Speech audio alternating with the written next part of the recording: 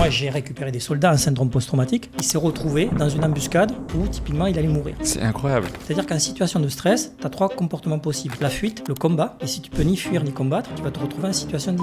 Ton cerveau, il fait pas ce que tu veux, il fait ce que tu lui demandes. C'est quoi la différence? Le meilleur moyen de remettre le cerveau dans le corps, c'est de fermer les yeux et de prendre une zone. C'est quoi l'hypnose que tu as faite qui a été la plus spectaculaire pour toi, qui t'a choqué? Je leur dis, voilà, dans 30 secondes, quand vous allez rouvrir les yeux, toutes les personnes autour de vous ont disparu. Donc ils s'ouvrent les yeux, ils ne voyaient plus personne. Le cerveau ne fait pratiquement pas la différence entre une expérience réellement vécue et une expérience imaginée dans toute pièce. Et c'est comme ça, du coup, qu'on traite les phobies ou les traumatismes. Est-ce qu'il y a une bonne manière de respirer? Mais on vient au monde par une inspiration, on quitte ce monde par une expiration. Le fondement de ta santé, c'est la respiration. Je t'arrête 20 secondes, je suis Rassem Flazi, président et cofondateur de Legal Place. Aujourd'hui, Legal Place, c'est le moyen le plus facile en France pour créer ta société. Si tu veux créer ton entreprise, il y a un code promo qui s'affiche en bas de cette vidéo. Clique sur le lien dans la description pour utiliser le service. Thierry Laurette, je suis ravi de te recevoir aujourd'hui. Thierry Laurette. On m'a dit dit la Réunion, c'est pour ça qu'on dit Laurette. Exactement, on m'a dit Laurette à l'antenne, à l'oreillette qui est juste à côté. Ben ouais, je vois. Alors, nous, on a une chaîne qui s'adresse aux entrepreneurs ou ceux qui veulent se lancer dans le business. Et aujourd'hui, on vous a ramené un préparateur mental de sportifs de haut niveau, de chefs d'entreprise de haut niveau, qui conseille tous ces gens-là pour... il va nous expliquer pourquoi exactement. Et en fait, il va nous donner toutes les hacks et les conseils pour gérer au max son niveau d'énergie comme un sportif de haut niveau, comme un grand chef d'entreprise, qui ont d'énormes contraintes sur leur performance, qui, s'ils sont un peu fatigués ou pas bien, ils vont complètement foirer leur épreuve. Donc... ils ont besoin d'avoir une attention très particulière. Donc, j'espère que vous allez profiter au max et on va essayer de poser avec l'équipe un max de questions pour notre audience. C'est vrai que c'est un luxe d'avoir son préparateur mental et c'est un luxe pour les sportifs. Et en fait, le premier truc qui m'a frappé, et la première question, c'est comment ça se fait que les sportifs ont besoin d'un préparateur mental? Tu m'avais dit que tu ne peux pas ne pas avoir ça en tant que sportif si tu es de professionnel de haut niveau. Ça a un énorme impact sur ta performance, alors que c'est mental pur. Alors, c'est pas que mental pur, mais la préparation mentale, c'est quand même quelque chose de relativement récent, notamment en France. D'accord ? Donc, on a pris conscience depuis quelques années que dans la quête de performance, le mental avait une grande responsabilité. Aux États-Unis ou dans les pays anglo-saxons, c'est pas nouveau, c'est quelque chose qui est plus ancien. On va dire qu'en France, c'est relativement récent quand même en termes d'années. Alors, la préparation mentale, pourquoi ? Parce que la préparation mentale, en fait, c'est... permettre à l'athlète de se mettre dans des conditions mentales optimisées pour atteindre ses objectifs. Et ça part d'un postulat, enfin de plusieurs postulats, mais d'un postulat qui est relativement important, qui nous vient des neurosciences, c'est que le cerveau ne fait pratiquement pas la différence entre une expérience réellement vécue et une expérience imaginée de toute pièce. Wow, ok. Donc ta capacité à te représenter mentalement l'objectif que tu vas atteindre va déterminer tout de suite le résultat que tu pourras obtenir. Ok. Donc dans ta capacité à te projeter, tu conditionnes déjà ton cerveau à l'objectif et au résultat souhaité. Ok. Et moi, c'est un sujet qui est fascinant pour moi parce que je trouve incroyable qu'on puisse, pour un sportif, avoir un impact via le mental. Et donc, je me dis, pour les métiers qui ne sont même pas physiques, c'est encore plus prégnant, c'est encore plus impactant. Alors que les chefs d'entreprise que je connais, la plupart laissent de côté complètement ce côté de préparation mentale, en fait. Ok, alors moi j'accompagne des gens d'entreprise dans cette démarche. Mais ce qui est vrai pour les sportifs est vrai pour tout le monde. Parce que c'est ça en fait qu'il faut comprendre. Par exemple, là j'ai lu et je travaille sur un article de recherche à partir duquel je suis en train d'implémenter mes formations. Des chercheurs ont travaillé sur le pouvoir de la manifestation. La manifestation, c'est la capacité de l'individu à se dire que ce qu'il est en train de penser va devenir une réalité. Et c'est pas bullshit. D'accord. Alors, c'est pas bullshit, okay. parce qu'il y a beaucoup de chercheurs qui travaillent sur ce sujet, notamment en neurosciences. Et là, il y a une étude qui est sortie, 2025. Bon, les gens, ils travaillent depuis un certain nombre d'années, mais elle vient d'être publiée en 2025. Et dans le pouvoir de la manifestation, les chercheurs ont travaillé sur plusieurs niveaux. D'abord, ils ont réalisé une échelle avec plusieurs items à l'intérieur. Ils vont questionner donc les personnes. Et au travers de ça, ils vont pouvoir mesurer leur niveau de manifestation. Okay. Et ce niveau de manifestation, il est corrélé à deux choses qui sont importantes. La capacité à se projeter visuellement, au travers de ses sens. Et ensuite, on va relier ça à quelque chose d'un peu mystique. Ok. D'accord ? Et on va avoir une forte corrélation entre les deux. Qui va relier quand tu dis on va relier ça ? La personne. La personne va relier ça à quelque chose de mystique. D'accord ? À un pouvoir qui viendrait d'autre part. Alors souvent, ils appellent ça l'univers. D'accord ? Ou Dieu. Ou Dieu, ce qu'on veut. Mais en tout cas, je manifeste auprès de quelqu'un qui a plus de pouvoir que moi Wow. et qui va me renvoyer ce que j'ai envie de vivre. Donc, il y a une forte corrélation qu'on va retrouver chez les personnes. Alors, l'avantage de ça, c'est que ça permet de développer de la confiance en soi, de la motivation, de la sérénité. Mais il y a une contrepartie qui peut être négative parfois. Okay. À savoir, chez certains, on va retrouver un excès de surconfiance, une capacité à minimiser les risques. D'accord ? Okay. Par exemple, et on va même retrouver de la culpabilité. C'est-à-dire que chez des personnes qui ont tellement manifesté qu'à un moment donné, si elles n'arrivent pas à obtenir les résultats souhaités, elles vont se retrouver dans une phase de culpabilité, donc de dépression. Ça se retourne contre eux. Ça se retourne contre eux. D'accord ? Et de la même manière, cette étude notamment a été faite auprès de personnes qui prenaient de gros risques financiers. Ah. Et on va se rendre compte que les personnes qui prennent des risques financiers importants sont des personnes qui ont une grosse capacité à manifester. Ah ouais ? Ouais. Waouh. Comme les donc, sportifs, quoi. Comme les sportifs, mais comme les chefs d'entreprise. Oui. C'est vrai. C'est vrai qu'on se projette beaucoup. On est obligé de se projeter beaucoup pour pouvoir exécuter un plan, etc. Et donc, on est obligé d'imaginer, donc de visualiser. C'est ça que tu appelles. Ça. Donc, ce sont des personnes qui ont une capacité à mettre en place un système de croyances au travers duquel elles se projettent en toute sérénité. Okay. Elles sont persuadées que ça va marcher. Que ça va marcher. Ok, on va parler de ça parce que c'est hyper intéressant. Mais d'abord, peut-être pour ceux qui nous regardent, te présenter un peu. Donc, on a fait nos recherches avec Anthony. Donc, nous, on se connaît un peu déjà, mais on est parti fouiller un peu plus loin. Et donc, il s'avère que tu étais déjà sportif de haut niveau au début. C'était ta carrière. Tu as commencé en sprint 100 mètres, qui est un peu l'épreuve la plus noble qu'on attend tous dans les JO. Quoi. Ouais, c'est l'épreuve reine. C'est l'épreuve reine. Ouais. Et il s'avère qu'on a regardé ta performance, c'était 88 les JO. Ouais. Et 88, c'était une des JO de Séoul et tu représentais la France. Et c'était une épreuve qui est mythique, qui est restée dans l'histoire, parce qu'il s'est passé beaucoup de rebondissements. Donc, déjà, on sait que tu es arrivé à des tours assez avancés. Oui, quart de finale.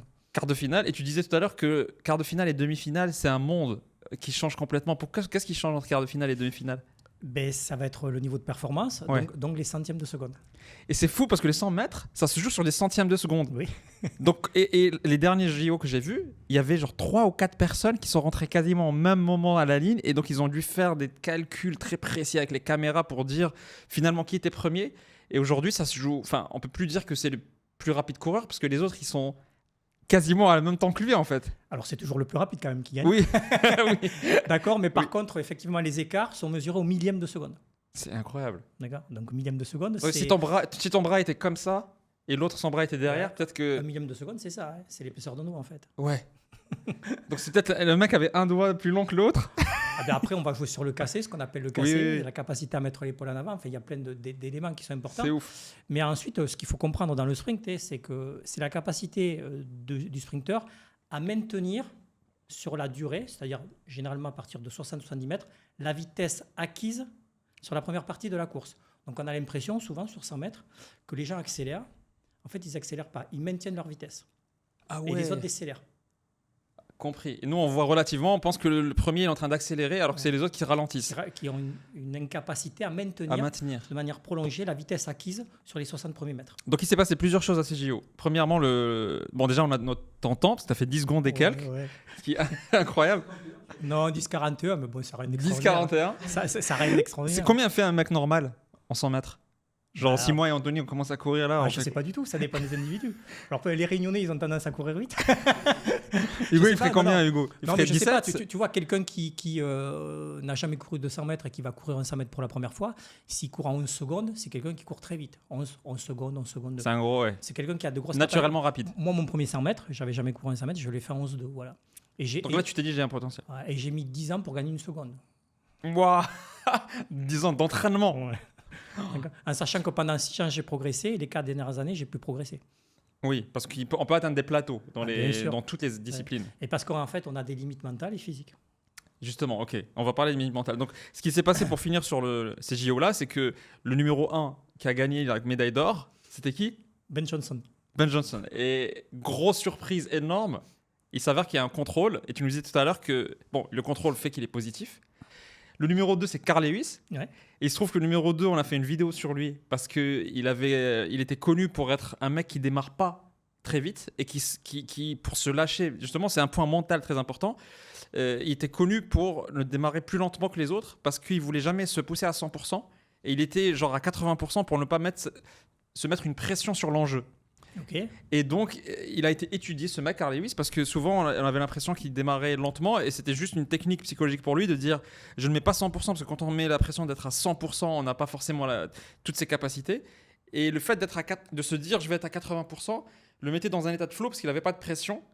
Et avec cet état de flow, il rattrapait les autres. Donc, on a fait une vidéo sur lui qui a cartonné parce que c'est un sujet d'étude. Ok. Et par hasard, c'est lui qui était dans les mêmes JO que toi. Oh, tout à fait. Et qui a eu la médaille d'or quand l'autre a été disqualifié. Tout à fait. Et c'était comment dans le village quand vous avez appris que le numéro 1 était dopé? C'était une déception? C'était quoi? Non, c'était pas une déception parce que, en tout cas, pour le monde du sprint, c'était pas quelque chose De surprenant. de surprenant. D'accord. Les performances étaient telles à l'époque qu'on savait. Vous soupçonniez. Ouais, on soupçonnait fortement, ouais, effectivement, qu'il se passait quelque chose de pas normal. Mais tu l'as pas vu prendre des trucs? Non, je ne l'ai pas vu prendre des trucs. Mais on voyait bien qu'à l'entraînement, sur des tests, il avait des capacités à encaisser les charges d'entraînement que la plupart des sprinteurs n'avaient pas. Donc en fait, si tu veux au départ, le sprint, c'est d'abord du talent. Mais quand tu arrives au jeu, tu as 150 athlètes qui sont retenus, donc sélectionnés dans le monde entier. Donc tu as 150 sprinteurs qui sont retenus. Donc au départ, tu n'as que des athlètes qui ont des capacités naturelles à courir vite. Oui. Après, ça va se faire sur la capacité de l'individu à encaisser les charges d'entraînement. Oui. Le dopage, en fait, ça sert à quoi? À pouvoir s'entraîner plus. Ah ouais, ok. Ça sert à ça, le dopage, en fait. À pouvoir supporter des charges d'entraînement qui sont au-delà de ce qui pourrait être supporté naturellement. Parce qu'un sportif normal doit récupérer entre les entraînements, donc il peut faire qu'une quantité limitée d'entraînement. Et s'il pouvait faire 2 fois plus, ben, il serait performant plus que les autres dans la finale, quoi. C'est ça. C'est-à-dire qu'aujourd'hui, pour un athlète, quel que soit le sport, de toute façon, ce qui est important, c'est d'avoir suffisamment d'énergie au quotidien pour pouvoir s'entraîner plus. Donc, la capacité à récupérer est très, très importante. Ok. Et on met beaucoup d'attention sur la capacité et à développer de la capacité à récupérer. C'est-à-dire que la récupération est presque plus importante que l'effort. Que l'effort lui-même. Ouais. Wow. Toi, il paraît justement que tu es un gros dormeur. Qu'est-ce que c'est l'importance du sommeil pour toi dans nos... Alors moi, je ne suis pas un gros dormeur. Ouais, moi, je me couche tôt et je me lève tôt. Ben, ce matin, j'étais réveillé à 3h45. Mais je me suis couché à 21h50. Je pense que je me suis endormi parce que j'ai des routines, en fait. Alors, j'ai des routines de respiration, des routines de méditation, des routines d'auto-hypnose, parce que je pratique beaucoup l'hypnose. Les routines, ça me permet quoi? Pour faire simple, le matin, je fais beaucoup de respiration, des exercices de respiration spécifiques pour calmer mon système nerveux et réguler mon niveau de noradrénaline et de cortisol que j'ai dans le sang le matin me réveillant. Donc, je mets mon système nerveux au calme. Ensuite, je vais faire de la méditation pour noter les pensées qui me préoccupent.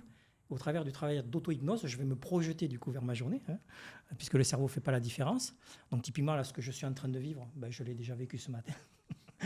Ok. Donc je me projette vers ma journée et je dis à mon cerveau, voilà précisément comment ça va se passer. Donc je le conditionne à la journée que j'ai envie de vivre. Et ensuite, je lui dis, pendant la journée, tu risques d'être perturbé. Il y a des personnes qui vont venir te perturber. Il y a des choses qui vont venir te perturber. Donc perturber ton état émotionnel qui pourrait te déconcentrer dans ce que tu es en train de vivre. Et ça me permet quoi ensuite, pendant la journée, quand ça arrive, de continuer à développer ce qu'on appelle l'intelligence émotionnelle. Ok. La capacité à me recentrer, à revenir à l'intérieur de moi, à me remettre en énergie pour continuer du coup à fonctionner. Une fois que tu es perturbé, Voilà, tu arrives à te revenir sur... Ok. c'est ça. C'est de ça qu'on va parler, de cette routine, parce que moi, avant de parler avec Thierry, j'avais déjà entendu parler des respirations, etc. Et je l'ai raconté à l'équipe. Et j'y croyais... Enfin, je sais que ça peut pas, juste une respiration, on peut pas régler ton problème de concentration, d'énergie. Tu sais, l'énergie, pour moi, c'était un truc, tu manges, tu dors, et c'est ça qui détermine ton énergie. Et après, mais en étant chef d'entreprise, je vois à quel point les perturbations dont tu parles peuvent te consommer. Dans la journée, tu peux avoir beaucoup de mauvaises nouvelles d'un côté, parfois des bonnes, mais qui vont aussi te consommer émotionnellement. Et tu vas avoir que des perturbations, que tu te réveilles, tu t'attendais même pas à avoir ça. Et à un moment, je commençais à me dire, ok, ça a un impact. Je commençais à être conscient de ça, mais très tardivement. Et quand on a parlé, il m'a parlé de respiration. Et là, je me dis, mais comment respiration seule peut régler ça? Et j'ai découvert que ça avait un impact incroyable, juste, mais fait d'une certaine manière, avec une certaine répétition. C'est ça. En fait, si tu veux, en sciences cognitives, on parle de cognition incarnée. Ton cerveau est logé dans un corps, ton corps est en mouvement, il produit des actions, et c'est au travers des actions qu'il produit les apprentissages. Donc le corps et le cerveau sont reliés. À un moment donné, là, en ce moment, on est stimulé. Si je veux, à un moment donné, donc comme je suis stimulé, si je veux véritablement revenir dans un état de concentration, parce que là, j'ai l'impression que je suis concentré, mais en même temps, je ne suis pas concentré. C'est vrai. Je suis concentré sur toutes les personnes qui sont autour de moi. Il y a des bruits que j'entends. Bref, tout Tu es ça. sollicité de partout là, avec ça- tes sens et tout. Voilà, et ça sollicite quoi? Du coup, mon cerveau, mon activité neurologique. Et cette activité neurologique, elle a besoin d'énergie. Oui. Donc, au bout d'un moment, le cerveau il va déconnecter parce qu'il a besoin de se reposer.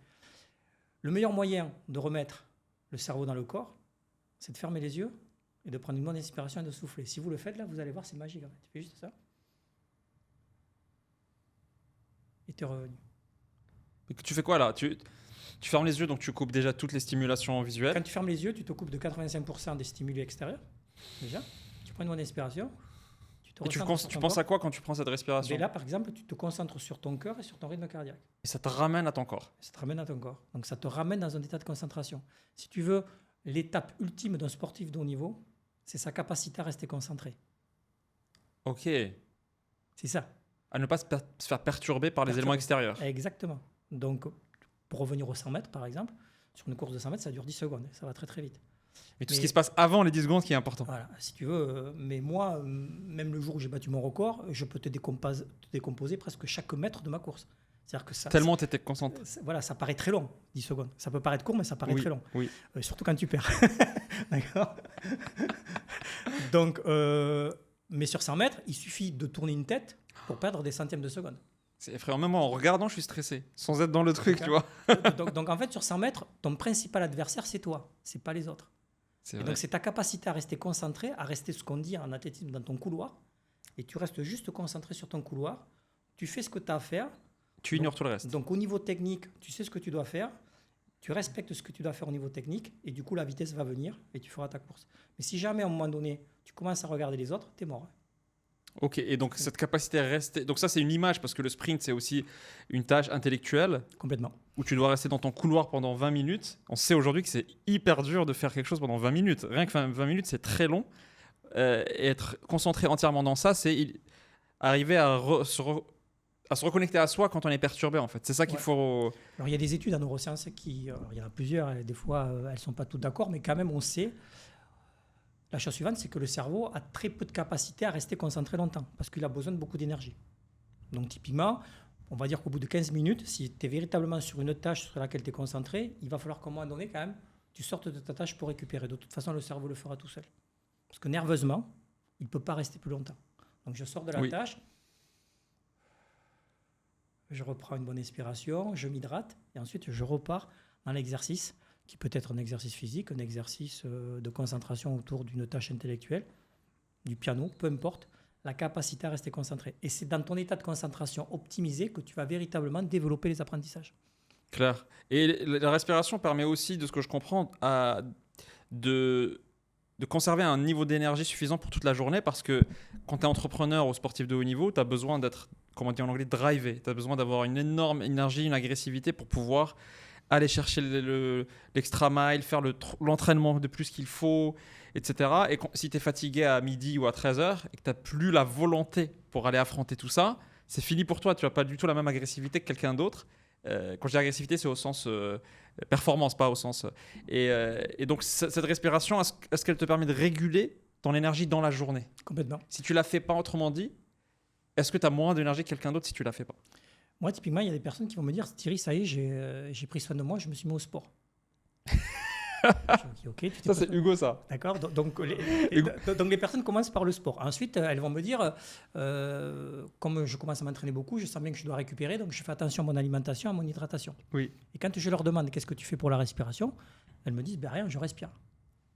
D'accord. Alors, pendant la journée, on est toujours en apnée. Mais on vient au monde par une inspiration, on quitte ce monde par une expiration. C'est vrai. C'est-à-dire que tu peux rester un certain temps sans manger, un certain temps sans boire, mais là, si tu arrêtes de respirer, c'est fini. Tu vas être vite en difficulté. Donc, c'est pour ça que la respiration, c'est le pilier de ta santé, en fait. Le fondement de ta santé, c'est la respiration. C'est la première chose sur laquelle tu dois te concentrer. Mais je peux te dire, je respire toute la journée sans y penser. Après, tu pourrais respirer mieux. Et si tu apprends à respirer mieux, normalement et très rapidement, tu vas être plus performant. Parce que tu auras du coup beaucoup plus d'énergie pendant ta journée. Ok, et ce qui m'a choqué, on va expliquer cette routine aux gens, mais ce qui m'a choqué, c'est que les gens qui subissent un trauma, une partie de leur thérapie passe par la respiration. Et souvent, les militaires qui ont été dans des scènes d'opération ou les raids ou les GIGN sont souvent confrontés à des situations très traumatiques. Et tu m'avais dit la dernière fois qu'un soldat pouvait, pour juste illustrer la quantité de respiration d'exercices de respiration que les gens font, il y avait des cas de trauma où les gens devaient respirer plusieurs heures par jour en exercice. Alors, c'est-à-dire que moi, j'ai récupéré des soldats en syndrome post-traumatique. Donc, un traumatisme, c'est quand même l'association entre un état émotionnel et une expérience. Mais tout ça, c'est relié encore une fois par le système nerveux. Oui. Donc, pour des soldats, alors ensuite, il faudra peut-être aller un peu plus loin dans l'explication parce qu'il y a ce qu'on appelle les mémoires explicites, celles qui passent par le cortex, Okay. et puis les mémoires implicites qui vont passer directement à ce qu'on appelle un sous-cortical. Pour faire simple, et parce que mes copains neuroscientifiques vont m'écouter, ensuite ils vont me faire des remarques, mais il y a un groupe de noyaux qui s'appelle l'amygdale, qui est responsable et qui détecte la peur dans l'environnement, Okay. enfin, le danger. Et ensuite, il y a l'hippocampe qui est responsable de la mémoire. Donc souvent, quand tu récupères un soldat, moi ça m'est arrivé plusieurs fois, un syndrome post-traumatique, il s'est retrouvé dans une embuscade où typiquement il allait mourir. Wow. T'es face à la mort, quoi. Voilà, tu es face à la mort et tu te dis, tu bouges plus, tu te dis, ok, J'attends. qu'est-ce qui va se passer? Et tu imagines que tu vas mourir. Au niveau de ton système nerveux, et notamment de ton nerf vague, tu vas te retrouver dans une position qui s'appelle une position d'inhibition. C'est-à-dire qu'en situation de stress, tu as 3 comportements possibles. La fuite, le combat, et si tu peux ni fuir ni combattre, tu vas te retrouver en situation d'inhibition. Ouais. Tu ne bouges plus. Et là, ton système nerveux intègre l'information. Pour cela, pour ce que j'ai, ils ont été sauvés.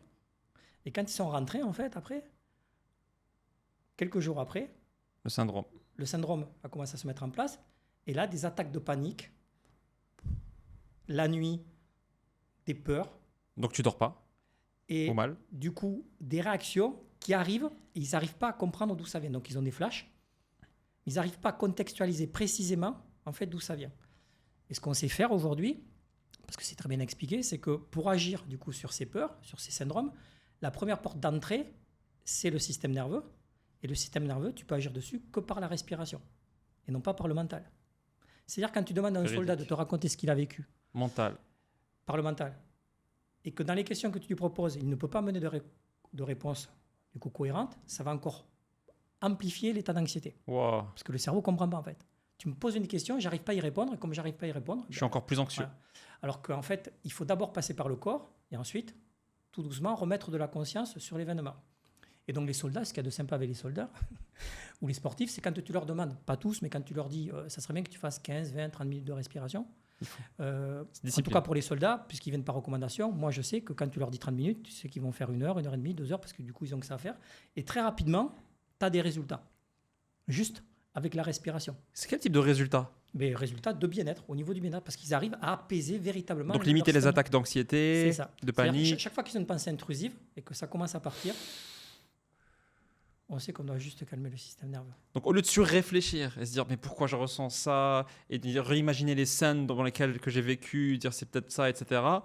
Tu coupes le mental et tu reviens au corps. C'est ça. Et c'est intéressant parce que tu vois, dans l'idée de la préparation mentale, Il y a le mot mental. il y a le monde mental. Donc on pense que tout passe par le mental. Mais non, en fait. Tout passe pas par le mental, en fait. Tout passe par le système nerveux et la respiration.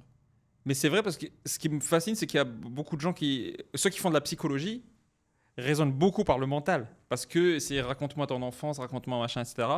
Et je pense pas du tout que dans la thérapie purement psychologique, post-traumatique ou autre, on pense à ce point-là au corps. C'est comme si ça avait été délaissé, en fait, le corps. C'est pas que ça a été délaissé, c'est que les connaissances sont développées. Oui. Moi, je suis thérapeute et j'accompagne aussi sous cette forme d'accompagnement où tu vas être par le mental, mais très rapidement, quand je vois que la personne est bloquée, comme j'ai plusieurs outils, j'ai plusieurs portes d'entrée. Oui. Donc, il y a des thérapeutes en fait, qui sont formés à ce qu'on appelle les thérapies brèves, qui sont par exemple la méditation de pleine conscience, l'hypnose. Il y a plein d'éléments complémentaires qui permettent d'accompagner. Puis il y a ceux qui ne sont pas formés. Mais il y a de plus en plus de thérapeutes quand même qui se forment à ça parce qu'aujourd'hui, les recherches, notamment en neurosciences, nous amènent quand même beaucoup d'explications sur le mal-être d'une personne et comment apprendre ce mal-être avec beaucoup plus d'outils qui sont beaucoup plus performants en fait. Est-ce qu'il y a une bonne manière de respirer? Ouais. Pour les gens qui nous suivent, là, si maintenant ils ont compris l'importance, qu'est-ce qu'ils doivent savoir sur ça? Ce qu'ils doivent savoir, c'est que ta respiration, en fait, elle est contrôlée par ce qu'on appelle le système nerveux autonome. Ok. Le système nerveux autonome, c'est j'inspire, j'expire. Ok. Et quand tu as un cycle régulier d'inspiration et d'expiration, tu vas avoir au niveau de ton système nerveux un état, on va dire, de bien-être, optimisé. J'inspire, j'expire. Par le nez, par comment je... Alors déjà, par le nez, par la bouche. D'accord? C'est un métronome en fait. Plus c'est régulier, plus je suis apaisé. Ce qui se passe pendant la journée, c'est qu'on est plus en inspiration, parce qu'on est très stimulé, qu'en expiration. Ah, on prend pas le temps de bien... C'est comme quand on mange vite, quoi. Voilà, on ne prend pas le temps d'expirer. Donc quand tu ne prends pas le temps d'expirer, tu ne prends pas le temps et tu ne proposes pas à ton cerveau et à ton système nerveux de se reposer. C'est pour ça que très rapidement, tu vas être fatigué. Parce que tu es tout le temps en train d'aller chercher de l'énergie. Comme si tu récupères pas. Donc l'expiration, ça permet de relâcher ton système neurologique et musculaire. C'est ce qu'on appelle le parasympathique. Quand j'inspire, c'est le sympathique. Et du coup, quand j'expire, c'est le parasympathique. Donc il y a un exercice de respiration qui est très étudié en neurosciences. Il y a plus de 70 000 articles de recherche sur ce cycle de respiration qui s'appelle la cohérence cardiaque, qui est tout simplement cet exercice. J'inspire 5 secondes, j'expire 5 secondes. Et quand je fais ça, je vais avoir 6 cycles de respiration par minute. En sachant qu'en ce moment-là, vous avez entre 12 et 18 cycles de respiration par minute. Ah ouais. Voilà. Donc ça ralentit le rythme. Ça ralentit le rythme. Et on sait que quand on arrive du coup à ce rythme de respiration, ça va aligner notamment nos 3 cerveaux, ici, 100 milliards de neurones, le cœur et le tube digestif, en sachant que le tube digestif, le microbiote, produit 95% de la sérotonine, sérotonine étant le neurotransmetteur dont on a besoin pour calmer nos états d'anxiété et de stress. Il faudra aussi peut-être parler du microbiote. Oui. Mais la cohérence cardiaque, ça permet ça déjà. Donc, en fait, ça permet d'optimiser le baroréflexe, on va dire, qui est la partie supérieure du cœur. Donc, c'est la respiration de base que tout le monde devrait pratiquer. Déjà, c'est les fondements. Ensuite, pour quelqu'un qui est dans un état de stress relativement important, je vais lui proposer, ou on va lui proposer, d'avoir des exercices de respiration en plus, ou dans lesquels on va exagérer le parasympathique, donc l'expiration. Donc, par exemple, moi, ce matin, j'ai fait 10 minutes de cohérence cardiaque. Ensuite, j'ai fait 10 minutes de 4-8. Où tu expires plus longtemps. Voilà. Et ensuite, j'ai fait 10 minutes de 4-12. Ah ouais, ça existe, 4-12. Ah ouais, bah, tu peux aller aussi loin que tu veux. D'accord ? Mais il faut s'entraîner. 12, c'est dur hein, d'expirer pendant 12 secondes. Donc qu'est-ce que je fais ? Je repasse du coup par la technique de base, qui est la cohérence cardiaque. Et ensuite, je m'entraîne à mettre en place des exercices où mon système nerveux, mon corps et mon cœur, de façon automatique, pendant la journée, s'il en a besoin, va pouvoir produire le réflexe sans même que je lui indique qu'il doit le faire. Donc c'est pour ça que moi, par exemple, je suis venu en train, tu vois, pendant 1h30, j'ai travaillé, j'étais concentré sur ce que je faisais. À un moment donné, j'ai senti que... Ça te décroche. Ah, qu'est-ce que j'ai fait ? J'ai fermé les yeux. Mais je le fais de façon automatique, je ne réfléchis même pas en fait. Je ferme les yeux et pendant 2 minutes, j'ai amplifié le parasympathique. Au bout de 2 minutes, je revenais en état de calme. J'ai ouvert les yeux, boum, j'étais nickel. Et ce qui m'a impressionné dans ce que tu disais, c'est que l'entraînement joue. C'est-à-dire que c'est pas la première fois que tu fais l'entraînement. Genre si Anthony n'a jamais fait de respiration et que là il fait 4-12 ou 4-8, il n'aura pas forcément l'impact souhaité. C'est comme un sport ou un skill. Il faut pouvoir le répéter pendant plusieurs semaines jusqu'à ce que tu commences à maîtriser l'art de la respiration. C'est un vrai art. Ah ben c'est l'art de la respiration, c'est exactement ça. C'est-à-dire que déjà faire du 4-8, du 4-10 ou du 4-12, il faut s'entraîner. Ben déjà de faire la cohérence cardiaque, il faut déjà s'entraîner avant de mesurer les effets. Mais après, effectivement, tu vois, tu es pendant la journée, tu sens que tu as une montée de stress, ben de façon automatique. C'est parce que tu t'es entraîné, tu as créé le conditionnement, donc le réflexe. Donc ton cerveau, de façon naturelle, il va chercher la technique, il l'applique. Toi, tu as commencé il y a longtemps l'art de la respiration, l'entraînement. Tu m'as dit il y a 15 ans. Est-ce que tu peux nous dire, avant Thierry, comment il était, avant de maîtriser l'art de la respiration, et aujourd'hui, qu'est-ce qui a changé pour toi ? Aujourd'hui, ce qui a changé, c'est que par exemple, des matins, je vais me lever, j'ai super bien dormi. Vraiment, je suis très bien. Ouais. Et je vais me dire, ok, je ne vais pas faire de respiration. 2 minutes après, je suis assis, je fais de la respiration. Parce que je sais qu'après la respiration, je suis toujours mieux. Et ça, je l'ai vécu au bout d'1 an. D'entraînement. Waouh, 1 an. 1 an d'entraînement. Et au bout d'1 an, c'est devenu un conditionnement, un réflexe que j'ai encore aujourd'hui. Donc le Thierry d'avant, il aurait eu un coup de stress énorme à 10h dans sa journée, 10h du matin. Il n'aurait rien fait. Ouais. Il aurait juste encaissé. Donc ça a baissé son niveau d'énergie. Donc tu aurais réduit 30% peut-être ton niveau d'énergie. Là, tu as un réflexe automatique. S'il y a un coup que tu reçois, une mauvaise n'importe, une stimulation négative ou quoi, ton corps va directement lui-même se stopper, faire une respiration. Et là, tu as rechargé, tu as récupéré un peu. Et ta journée est meilleure, quoi. C'est-à-dire que dans un état de stress chronique, on va dire, tu sais que tu as un trop plein de noradrénaline dans le cortex préfrontal. Waouh, c'est physique. Ouais. La noradrénaline, c'est le neurotransmetteur qui permet au cœur d'accélérer. D'accord ? Et le précurseur à la noradrénaline, c'est la dopamine. Le matin, donc ton corps, pour accélérer, il a besoin de noradrénaline. Et pour décélérer, il a besoin d'un autre neurotransmetteur qui s'appelle acétylcholine. Donc là, on est déjà dans des choses un peu techniques. Mais quelqu'un qui est en stress, en fait, c'est quelqu'un qui a besoin de beaucoup d'énergie. Donc oui, ça consomme. Il va donc stimuler ses glandes surrénales et il va avoir un trop-plein de noradrénaline. Et quand tu as un trop-plein de noradrénaline au niveau du cortex, en fait, il y a une coupure qui va se faire en termes de communication. C'est-à-dire que le cerveau, par lui-même, sait qu'il est en danger et donc il ne peut plus, en fait, raisonner normalement. Et de toute façon, neurochimiquement, il ne peut plus. Même en mémoire, tu commences à ne plus accéder à ta mémoire comme il faut. Tu sens que tu ne peux plus calculer. Donc, quelqu'un qui est trop stressé ou en colère, c'est pas quelqu'un qui raisonne normalement. Oui. Donc, quand tu sais ça, en fait, que tu comprends la mécanique, quand tu as un moment de stress qui arrive et que tu vas éliminer. Tu sais que le premier réflexe que tu dois avoir, c'est pour réguler ton niveau de noradrénaline, tout simplement. Mais après, quand tu le fais et que tu le vis, tu sais que ça fonctionne. Ça change quelque chose en toi. Donc moi, j'ai mis 1 an, en fait, à intégrer ça, à le comprendre. J'avais compris par ton corps, voilà, pas intellectuellement. J'avais compris la théorie. Entre la théorie et la pratique. C'est vrai. Tu sais, Anthony, c'est comme disait Krishnamurti. Tu connais Krishnamurti ? C'est un des plus grands philosophes bouddhistes de l'histoire, je pense. Et il disait, quand tu comprends un truc, il y a à comprendre intellectuellement et il y a à le comprendre via ton corps, par le ventre, quoi. Et quand tu le comprends par le ventre, c'est que tu as internalisé l'expérience et c'est la vraie compréhension. Parce que la compréhension intellectuelle, c'est juste une théorie, c'est que tu as lu quelque part, quoi. La vraie compréhension passe par le corps. C'est fou, oui. Exactement. Exactement. Là, tu parlais du tube digestif, par exemple, et ça, c'est relié. Le nerf vague, du coup, le nerf vague impacte la capacité de ton tube digestif à récupérer. Mais ça vient du sport. Tu sais par le sport, c'est-à-dire quand tu es sportif de haut niveau, tu vas regarder un sprinter courir, champion olympique, tu vas dire « Ok, ben, j'ai compris. Hein. » Je sais de quelle manière il démarre, je sais quel nombre de foulées il fait. Bref, je vois la technique. Oui. Mais ensuite, pour reproduire la technique, autre chose. Il va falloir que tu t'entraînes. Oui. Et même si tu as des capacités, peut-être que tu n'y arriveras jamais. C'est vrai. Donc un sportif de haut niveau, c'est quelqu'un qui a du talent et qui tous les jours va s'entraîner dans un cadre bien spécifique. Oui. Il a besoin d'un cadre. C'est le cadre qui va lui permettre de maintenir la discipline et de développer la motivation dont il a besoin pour se projeter sur le long terme. Ouais. Parce que les sportifs, ils sont comme tout le monde. Il y a des jours, ça va super, il y a des jours, ça ne va pas du tout. Ils ont aussi des problèmes perso, ils ont des trucs. Mais ce qu'ils ont, c'est le cadre. Oui. Et pour revenir à la respiration de cohérence cardiaque, celle-là qui est la basique que tout le monde, tu dis, doit absolument pratiquer, c'est les 5 secondes, 5 secondes. Donc, bien sûr, il y a des applications où tu peux appuyer sur play et ça te guide. Mais ce qui m'a frappé dans la respiration des 5 secondes de cohérence cardiaque, c'est qu'il y avait une vidéo de toi où tu traçais ton...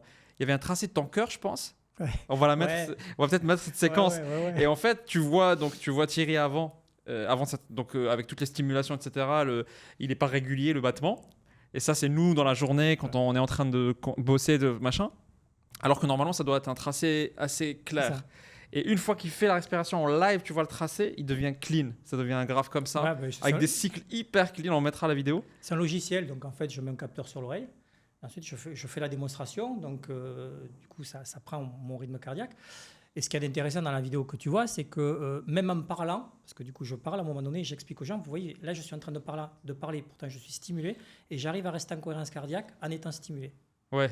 Cette vidéo, elle est frappante parce que tu as un graphique, c'est pas juste de la théorie. tu vois son cœur, comment il se comporte, juste avec de la respiration. Donc c'est vraiment magique. Ah ben oui. Enfin, c'est pas magique. Tu vois ce que je veux dire, c'est ça le truc. C'est que c'est pas de la magie en fait, c'est juste de la physiologie. Il faut s'entraîner. Non, l'effet, on dirait c'est magique, tu vois. Ouais, on dirait. C'est incroyable. Et donc ça, c'est la respiration. Et un sujet énorme, c'est le sommeil.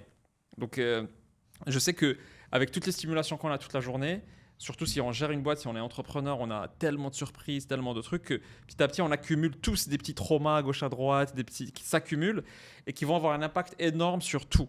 Parfois, certains, c'est le sommeil. Parfois, certains vont avoir des douleurs qui vont somatiser dans leur corps. Et en fait, finalement, toute cette pression, elle n'est pas gratuite. Elle ne va pas disparaître dans la nature. Non. Elle est encaissée quelque part. Dans nos subconscients, il y a des pensées qui vont commencer qui n'existaient pas du tout, qui vont se créer.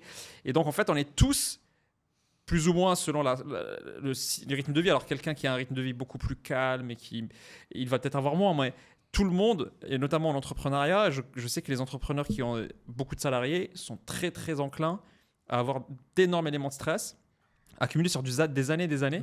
Et comme ils ne se prennent pas en charge avant que vraiment il y ait des problèmes, Bah, en fait, c'est accumulé. Et le sommeil, c'est un des ceux qui prend le plus le coup. Et du coup, c'est quoi l'impact de cette respiration-là sur le sommeil? Toi, tu as senti une différence sur ton sommeil Ah avant? oui, complètement. Ah ouais? Ah oui, oui. Plus profond ou... Ah ouais, plus profond, mais moi je m'endors avec la respiration parce que le soir, de la même manière, j'ai mes routines de respiration. Ok. Donc le soir, pour m'endormir, je vais faire du 4-8 ou du 4-10. Donc en fait, comme le matin, je ferme les yeux et généralement en 5 minutes, je pars, même pas. Waouh. C'est-à-dire qu'en fait, à la commande, ce que je suis en train de faire par la respiration, c'est d'abaisser mon niveau d'ondes cérébrales. Donc les ondes cérébrales, tu as les ondes de gamma, bêta, alpha, θ, delta.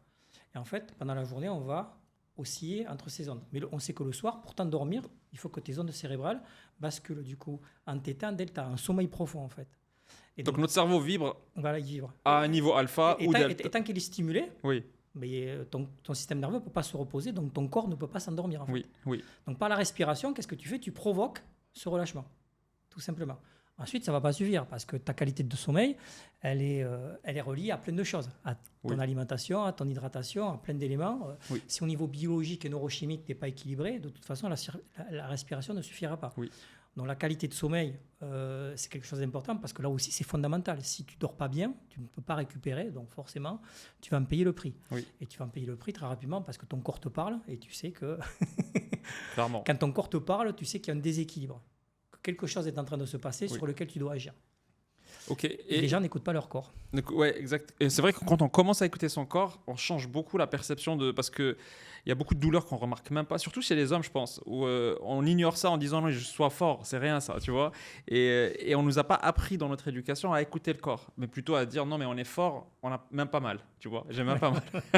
et du coup, le corps, lui, encaisse, parce que lui, il a vraiment mal. Ouais. Et si tu voyais quelqu'un d'autre avoir cette douleur-là, et pas toi, tu courrais pour lui conseiller de mec, prends-toi en charge. Mais comme c'est toi et que tu t'écoutes pas, alors que si c'était quelqu'un d'autre, tu te dis mais pourquoi tu t'infliges cette souffrance genre. Et j'ai trouvé ça fou quand tu commences à l'écouter, tu découvres plein de choses. Tu découvres qu'il y a des douleurs particulières au ventre, au dos, aux trucs qui ont commencé à peut-être grossir un peu, c'est des signaux faibles parfois. Et tu te dis ok, maintenant je dois agir. Parce que je l'ai écouté, je dois agir. Alors que si tu l'écoutes pas, tu laisses ça se Complètement. développer et devenir. Ouais, mais tu vois, quand tu es chef d'entreprise ou sportif de haut niveau, tu es dans le déni. Enfin, à un moment donné, c'est ce que tu ne supportes pas, Oui. c'est de devoir arrêter. C'est vrai. Moi, les sportifs de haut niveau, C'est terrible. blessés, moi, quand j'étais blessé, j'allais m'entraîner en cachette, des fois. Waouh.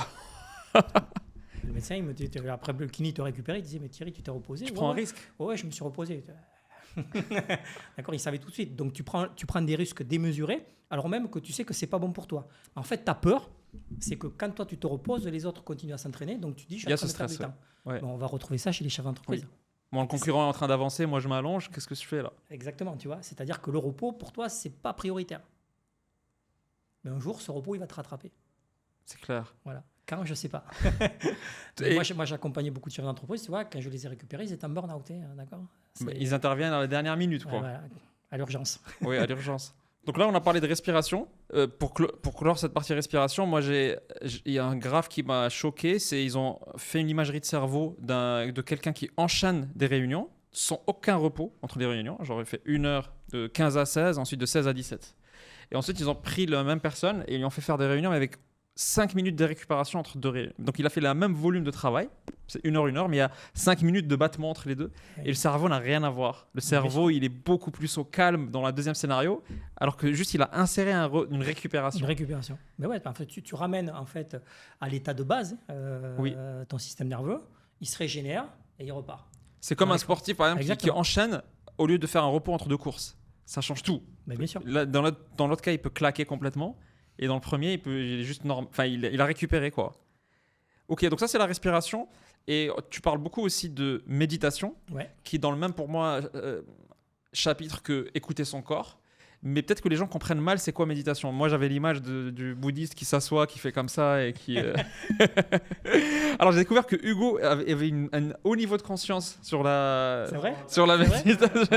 Non, mais il m'a surpris. Il m'a C'est surpris. super. Il avait bien compris le truc. Et moi, j'avais vraiment pas compris. Je pensais que c'était un truc que tu devais réfléchir, etc. Et en fait, c'est l'inverse. C'est vraiment, il faut plutôt observer que être acteur dans la Ouais, méditation. C'est mais quoi la encore- méditation? Ouais, encore une fois, il y a plusieurs formes de méditation. Tu oui, peux faire oui. de la méditation guidée. Oui. Moi, en fait, ma forme de méditation, moi, elle est relativement simple. En fait, je me mets au calme comme ça. Et puis à un moment donné, je vais attendre que mes pensées arrivent. Donc du coup, elles arrivent vite. Et toute seule. Toute seule. Toutes seules. Ouais.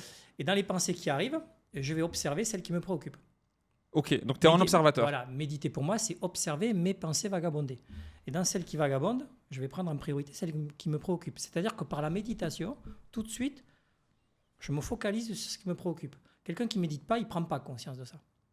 C'est vrai. Donc ça me permet pas, moi le matin, tiens, ça me préoccupe, comme ce matin, hein, je me suis réveillé, j'ai noté les 2-3 choses là qui me préoccupaient et je me suis dit, sur ça, je dois agir. Ok. Et donc j'ai une stratégie sur ces pensées qui me préoccupent. Et quand tu fais de la méditation, tu vas très vite te rendre compte que c'est sur 100 pensées, tu en as vraiment 5 qui te préoccupent en permanence. Oui. Donc moi j'ai des personnes qui vont me dire, ouais, je suis tout le temps préoccupé. Je dis, non, tu n'es pas tout le temps préoccupé. Tu es préoccupé par certaines pensées qui reviennent de manière récurrente. Celles-là, tu dois les identifier et les amener à ta conscience pour agir dessus. Ce que tu dis là, c'est qu'il y a des pensées qui sont dans le subconscient, mais elles agissent tous les jours, elles nous commandent, C'est ça. elles nous dirigent. Et une des manières de pouvoir les écouter ou les observer, c'est de juste arrêter de son activité. C'est ça. Ce qui est très dur, parce qu'on est toujours avec des notifications. Là, tu vois, par exemple, Hugo et Anthony sont sur leur téléphone, etc.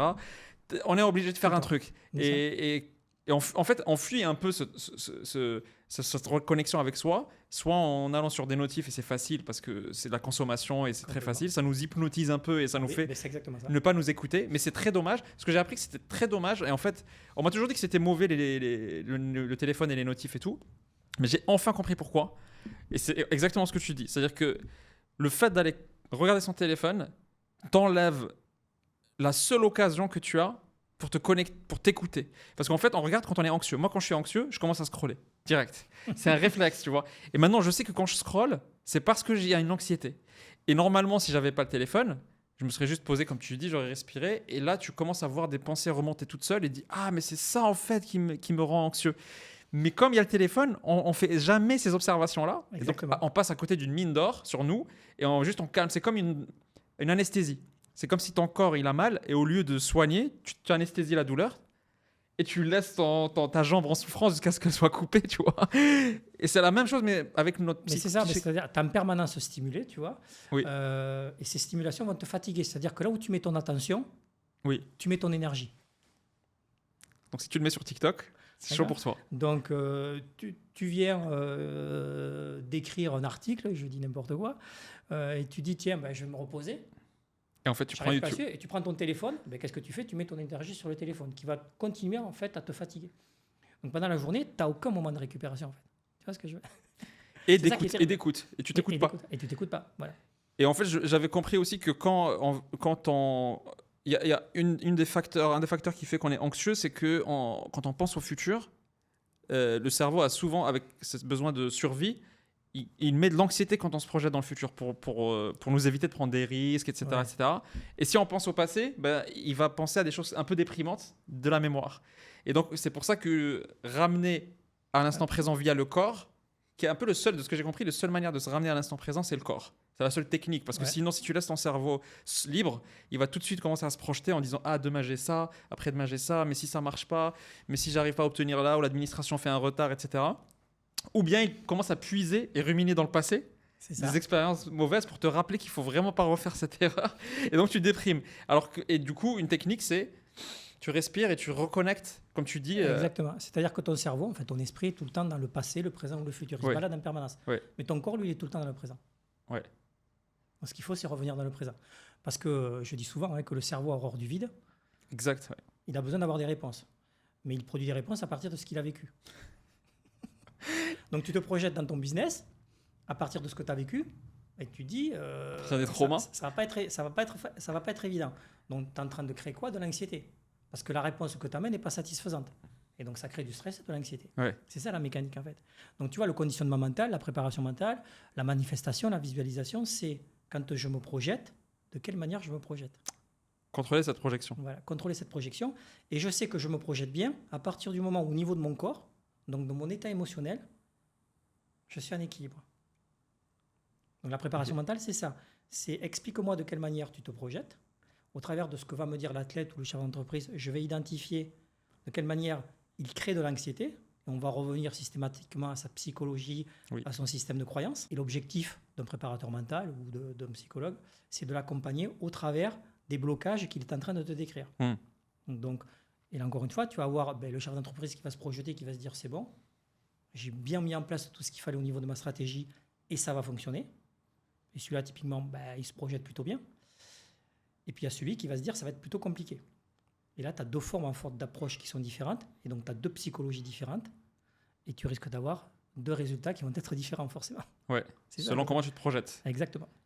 Et ça me ramène à un point. Donc, la méditation, pour finir, c'est de ce que tu as expliqué, c'est tu observes ce que tu as pensé seul, ce que ton cerveau balance comme pensée tout seul, sans aucun effort. Donc, tu n'es pas en train de toi activement penser à quelque chose. Juste, tu coupes. Tu laisses venir. Tu te concentres sur ton corps et d'un coup, bam, il y a des trucs qui commencent à se bombarder, qui sont tes pensées. Ouais. Et là, tu te rends compte à quel point elles te commandent, parce qu'elles sont là, indépendamment de toi, elles sont là. Et elles te dirigent. Et Krishnamurti disait beaucoup, nous ne sommes pas nos pensées. Nos pensées, c'est pas nous. Il ne faut pas les lier, en fait. Et donc, quand tu observes tes pensées, tu dis, OK, il y en a qui reviennent. Donc, tu notes ce qui te stresse à l'instant T ou juste ce qui remonte. Ouais, ce qui te préoccupe. Pas seulement ce qui te préoccupe, mais en tout cas, sur ce qui te préoccupe, tu sais que tu vas devoir agir. Et d'ailleurs, quand j'ai appliqué ça, j'avais des pensées complètement bêtes qui arrivaient en premier. Et je me disais, bon, c'est random, c'est aléatoire. Et en fait, je dis non, en fait, si ça remonte en premier, c'est que c'est pas aléatoire, justement. Et donc, tu la notes. Et parfois, c'est des trucs très bêtes. C'est genre, demain, j'ai un rendez-vous à l'administration. Et ça me préoccupe alors que je pensais jamais du tout. Et en fait, tu notes. Et au fur et à mesure de plein de séances, tu vas remarquer qu'il y a peut-être 3 ou 4 ou 5 qui reviennent beaucoup plus que d'autres. Et là, tu te dis, OK, sur cela, je dois intervenir. Et c'est comment tu interviens dans ce cas-là. Tu as trouvé tes 5-6 grosses préoccupations qui, même quand tu n'y penses même pas, elles sont en train de te piquer. Qu'est-ce que tu dois faire à ces pensées-là ? Mais une fois que tu as pris conscience des pensées qui te préoccupent et que tu les as... Déjà, c'est quelque chose. Ouais, déjà. La prise de conscience, c'est 90% du travail, j'ai dit tout le temps. Tu vas du coup les exprimer sur une feuille et là, tu vas te dire, à partir de maintenant, quel type de priorité je vais mettre pour agir sur ça. Donc, tu es en train de reposer ton cerveau quand tu fais ça. Parce que tu m'avais dit, tu mets un process. Tu mets un process, tu mets une stratégie et tu lui dis, c'est bon, on va agir. Et voilà comment on va agir. Ton cerveau, il ne fait pas ce que tu veux, il fait ce que tu lui demandes. Ok. C'est quoi la différence ? Je veux être champion olympique. Par contre, je vais t'expliquer comment on va faire pour être champion olympique. Et quand tu as un plan, déjà, il est calmé. Il dit, OK, ce point-là, il y a une stratégie. Il y a un plan. D'accord ? Étape par étape. Et ça, il aime, le cerveau. Les étapes. Les objectifs. Alors, tu as l'objectif, les résultats que tu vas atteindre à long terme, et ensuite, c'est de quelle manière tu vas y arriver. Et ça va passer par quoi ? De la discipline dans laquelle tu vas produire de la motivation parce que tous les jours, tu sens que tu progresses et que tu te rapproches tout doucement de tes résultats. En fait, ça, c'est un point méga important parce que c'est la différence entre l'enjeu et le process. C'est ça. Et quand tu es très focus sur l'enjeu, ça te détruit parce que ça t'écrase. L'enjeu t'écrase. Quand tu transformes la concentration sur l'enjeu vers la concentration sur le jeu lui-même, sur le process, tu es beaucoup plus apaisé. Et il y a une scène, je ne sais pas si on en arrivera à la trouver, où il y a un coach de tennis. On entend ce qu'il va coacher entre 2 sets à son sportif. Et donc le tennisman, il commence à faire n'importe quoi, il commence à perdre, il se pose, il est stressé. Le coach vient le voir et lui dit, ton revers, tu dois le désaxer un peu plus. Juste ça. Ne pense pas au score. Oublie le score, oublie le match, c'est bon. C'est un détail. Juste ton revers. Et donc en fait, il a transformé vers le process en disant, je me concentre que sur le process et pas le fait de je dois gagner, je dois pas perdre. Et une fois que tu mets ton attention sur le process, ça change. Mais je trouve que un entrepreneur est vraiment sous le poids de l'enjeu. Parce qu'il dit, je dois absolument réussir, je dois pas rater, je dois lever. Et en fait, peut-être c'est ça. C'est comment arriver à lui dire non, mais maintenant, juste focus sur le process. Sur cette étape-là du process, quoi. Ensuite, ce qui va être important, c'est l'environnement. Oui, ça c'est un point. Ouais. C'est ton environnement. C'est-à-dire que tu as créé ta boîte et tu t'occupes de tout. C'est difficile d'être partout. Ouais. D'accord ? Porter la vision, être ensuite sur les processus, dans chacune des équipes. Bon, bref, au bout d'un moment... tu es entouré par qui ? Tu sais plus où tu vas. Ouais. Enfin, c'est pas que tu sais plus où tu vas, mais tu commences à être submergé. Oui. Et moi, ce que je vais rencontrer dans des entreprises qui démarrent, souvent, c'est des fois des difficultés à déléguer. Tu as du mal à déléguer sur des tâches parce que tu es toi-même passé, c'est toi qui mets en place le process. Et tu te dis, est-ce que la personne va être en capacité de faire aussi bien que moi, en fait ? Donc, et même si tu arrives à déléguer, c'est très difficile pour toi de ne pas les contrôler. Quand tu arrives du coup à véritablement déléguer et à plus contrôler un certain nombre de choses, ça va te reposer. Tu vas pouvoir mettre ton énergie sur d'autres choses. Ouais. Et l'idée, c'est ça, en fait. Pour grossir, de toute façon, à un moment donné, il faut mettre en place des équipes qui soient autonomes, enfin, je pense, avec des intelligences peut-être que toi, tu n'as pas, et qui vont te permettre de porter la vision que toi, du coup, tu as mis en place, et de te rapprocher de ce résultat que toi, tu vois précisément, mais que peut-être les autres ne voient pas encore. Donc ça, c'est être conscient de son environnement. Ah, ouais. Et tu vas parler d'un grand sportif français qui est connu pour être très, très, très concentré sur son environnement. C'est Teddy Riner, peut-être? Oui, Teddy Riner, bien évidemment. Mais Teddy Riner, lui, si tu veux, il est accompagné depuis l'âge de 15 ans en préparation mentale, Ok. donc, depuis qu'il est rentré à l'INSEP, et par une psychologue. Donc c'est quelqu'un qui a, tu vois, ça fait 20 ans qu'il est sur Et c'est pas parce qu'il était déprimé. Ah non. Mais il est arrivé dans un environnement qui n'était pas évident pour lui à l'âge de 15 ans à l'INSEP, où il était déjà surdimensionné, Ok. Oui. avec à l'époque des judokas qui n'avaient pas envie qu'il... De l'affronter. Voilà, tu vois. Non, qu'il prenne la place. Donc au début... Toxique, c'était- vraiment toxique. Pas toxique, mais Un peu de- on va dire un environnement pas hostile, mais c'est le sport de haut niveau qui est comme ça. D'accord. C'est la concurrence. Mais tout de suite, il a été pris en charge. Il le dit de toute façon dans toutes ses interviews, que la préparation mentale, pour lui, c'est un élément fondamental qu'il a intégré très rapidement et qui lui a permis de performer, d'être au niveau où il est aujourd'hui. Et l'environnement, c'est par qui je suis entouré, qui est dans mon club, est-ce qu'il y a des gens qui sont là positifs pour moi, est-ce qu'il y a des gens qui sont négatifs, comment je dois remplacer, c'est ça, être conscient de son environnement. C'est les systèmes de croyances qui sont autour de toi. On dit généralement que tu es la moyenne des croyances des personnes qui sont autour de toi. Donc si tu es entrepreneur et que tout autour de toi, tu as des entrepreneurs qui sont dans un mindset de réussite et qui se projettent convenablement, C'est contagieux. c'est contagieux. Si autour de toi, tu as des gens qui vont te dire Anxieux. ton business, ça va être compliqué, tu sais, il y a beaucoup de concurrence. Moi, si j'étais toi, j'y réfléchirais un peu plus. Mais on s'en rend pas compte parce qu'on réfléchit pas à notre environnement tous les jours. Mais non. Il est comme ça, il est là. C'est les gens qui m'entourent, on se dit pas, je peux le changer en fait. Et Le gérer différemment, en tout cas. Ou le gérer différemment, t'as Le raison. gérer différemment, mettre de l'importance, bien identifier quelles sont les personnes qui t'accompagnent, celles qui te bloquent. Et puis dans celles qui te bloquent, ça ne veut pas dire qu'elles le font exprès. Parce que des fois, Oui. ça peut être avec une bonne intention, un mécanisme de défense pour te protéger. Moi, je le Oui. vois avec des athlètes de haut niveau, notamment avec des parents parfois. Tu as l'athlète qui s'entraîne 3-4 heures par jour, qui est en train de finir son master, qui vient de démarrer un projet entrepreneurial. Wow. Et les parents lui disent, je l'ai encore vécu il n'y a pas longtemps, moi si j'étais toi, je ferais un choix là, parce qu'à trop vouloir faire de choses, tu vas arriver à rien. Complet. Tu vois. Et ça m'amène à un point que tu cites beaucoup, c'est l'alignement. Alors je sais pas pourquoi c'est important l'alignement, mais je me souviens que j'avais fait des formations et j'avais compris le terme congruent. Ouais, la concurrence. La congruence. Tu connaissais ce terme, Anthony? Alors c'est un terme technique pour dire que est-ce que tu es aligné. Genre quand tu vois des interviews de sportifs, parfois tu vois le mec, il va exprimer une idée verbalement, il va dire ouais c'était un bon match et tout, et en fait son corps tout signale l'inverse. Et il n'est pas C'est ça. congruent, il est pas. C'est ça, exactement. Et là quand tu fais un entretien avec quelqu'un, un manager chez toi, un directeur, et que tu lui dis qu'est-ce que tu as pensé de l'année, etc. Et tu vois qu'il dit non on a été super et tout, et tu sais il est inquiet, il est crispé et tout. Tu dis il y a un désalignement majeur et il faut que je creuse. C'est pas. Et en fait l'alignement c'est un peu aussi lié peut-être avec les croyances. Tu dis que à quel point c'est important d'être aligné avec soi-même ou avec ses croyances? Qu'est-ce que ça change? Mais être aligné, c'est j'ai un objectif que je souhaite atteindre. Ouais. Et je vais mettre en place une vraie stratégie pour l'atteindre. Donc, je vais notamment aussi gérer mon environnement. Et quand, par exemple, tu discutes avec un sportif ou un chef d'entreprise, quand il te parle de ses objectifs, la manière dont il t'en parle, et tu viens de le dire, tu sais tout de suite s'il est aligné ou pas. Parce que tu vas voir que son corps fonctionne comme son esprit, véritablement. C'est le prolongement de ce qu'il est en train de penser. Il est Mais des fois, tu as des personnes qui vont te dire oui, et le corps va dire non, en fait, tu vois. Et là, tu sais qu'il y a un manque de congruence. Et on va relier ça souvent. Enfin, après, quand tu as l'habitude du langage non-verbal, de l'observation du langage non-verbal, c'est quelque chose que tu détectes tout de suite, en fait. Mais dans l'atteinte de mes objectifs, est-ce que c'est important que je sois aligné avec, je sais pas, mes valeurs, mes croyances, mais c'est quoi? Explique-nous en quoi ça change d'être complètement aligné et pourquoi toi tu cherches quand tu vas suivre des gens. Pourquoi est-ce que tu commences par des questions autour de quel est ton objectif, qu'est-ce que tu cherches à faire dans la vie? Parce que peut-être parfois on mène des quêtes qui ne sont pas les nôtres. Ben oui, mais le matin quand tu te lèves, en fait, tu te lèves pour couvrir des besoins. Alors tu le sais, moi je fais des travaux de recherche en ce moment sur parce que j'interviens en entreprise sur la motivation, l'implication des collaborateurs à générer de la valeur ajoutée. Oui. D'accord. Donc en gros, si un collaborateur n'est pas en capacité de générer de la valeur ajoutée, pas de valeur ajoutée, pas de résultat, pas de bénéfice, pas de salaire.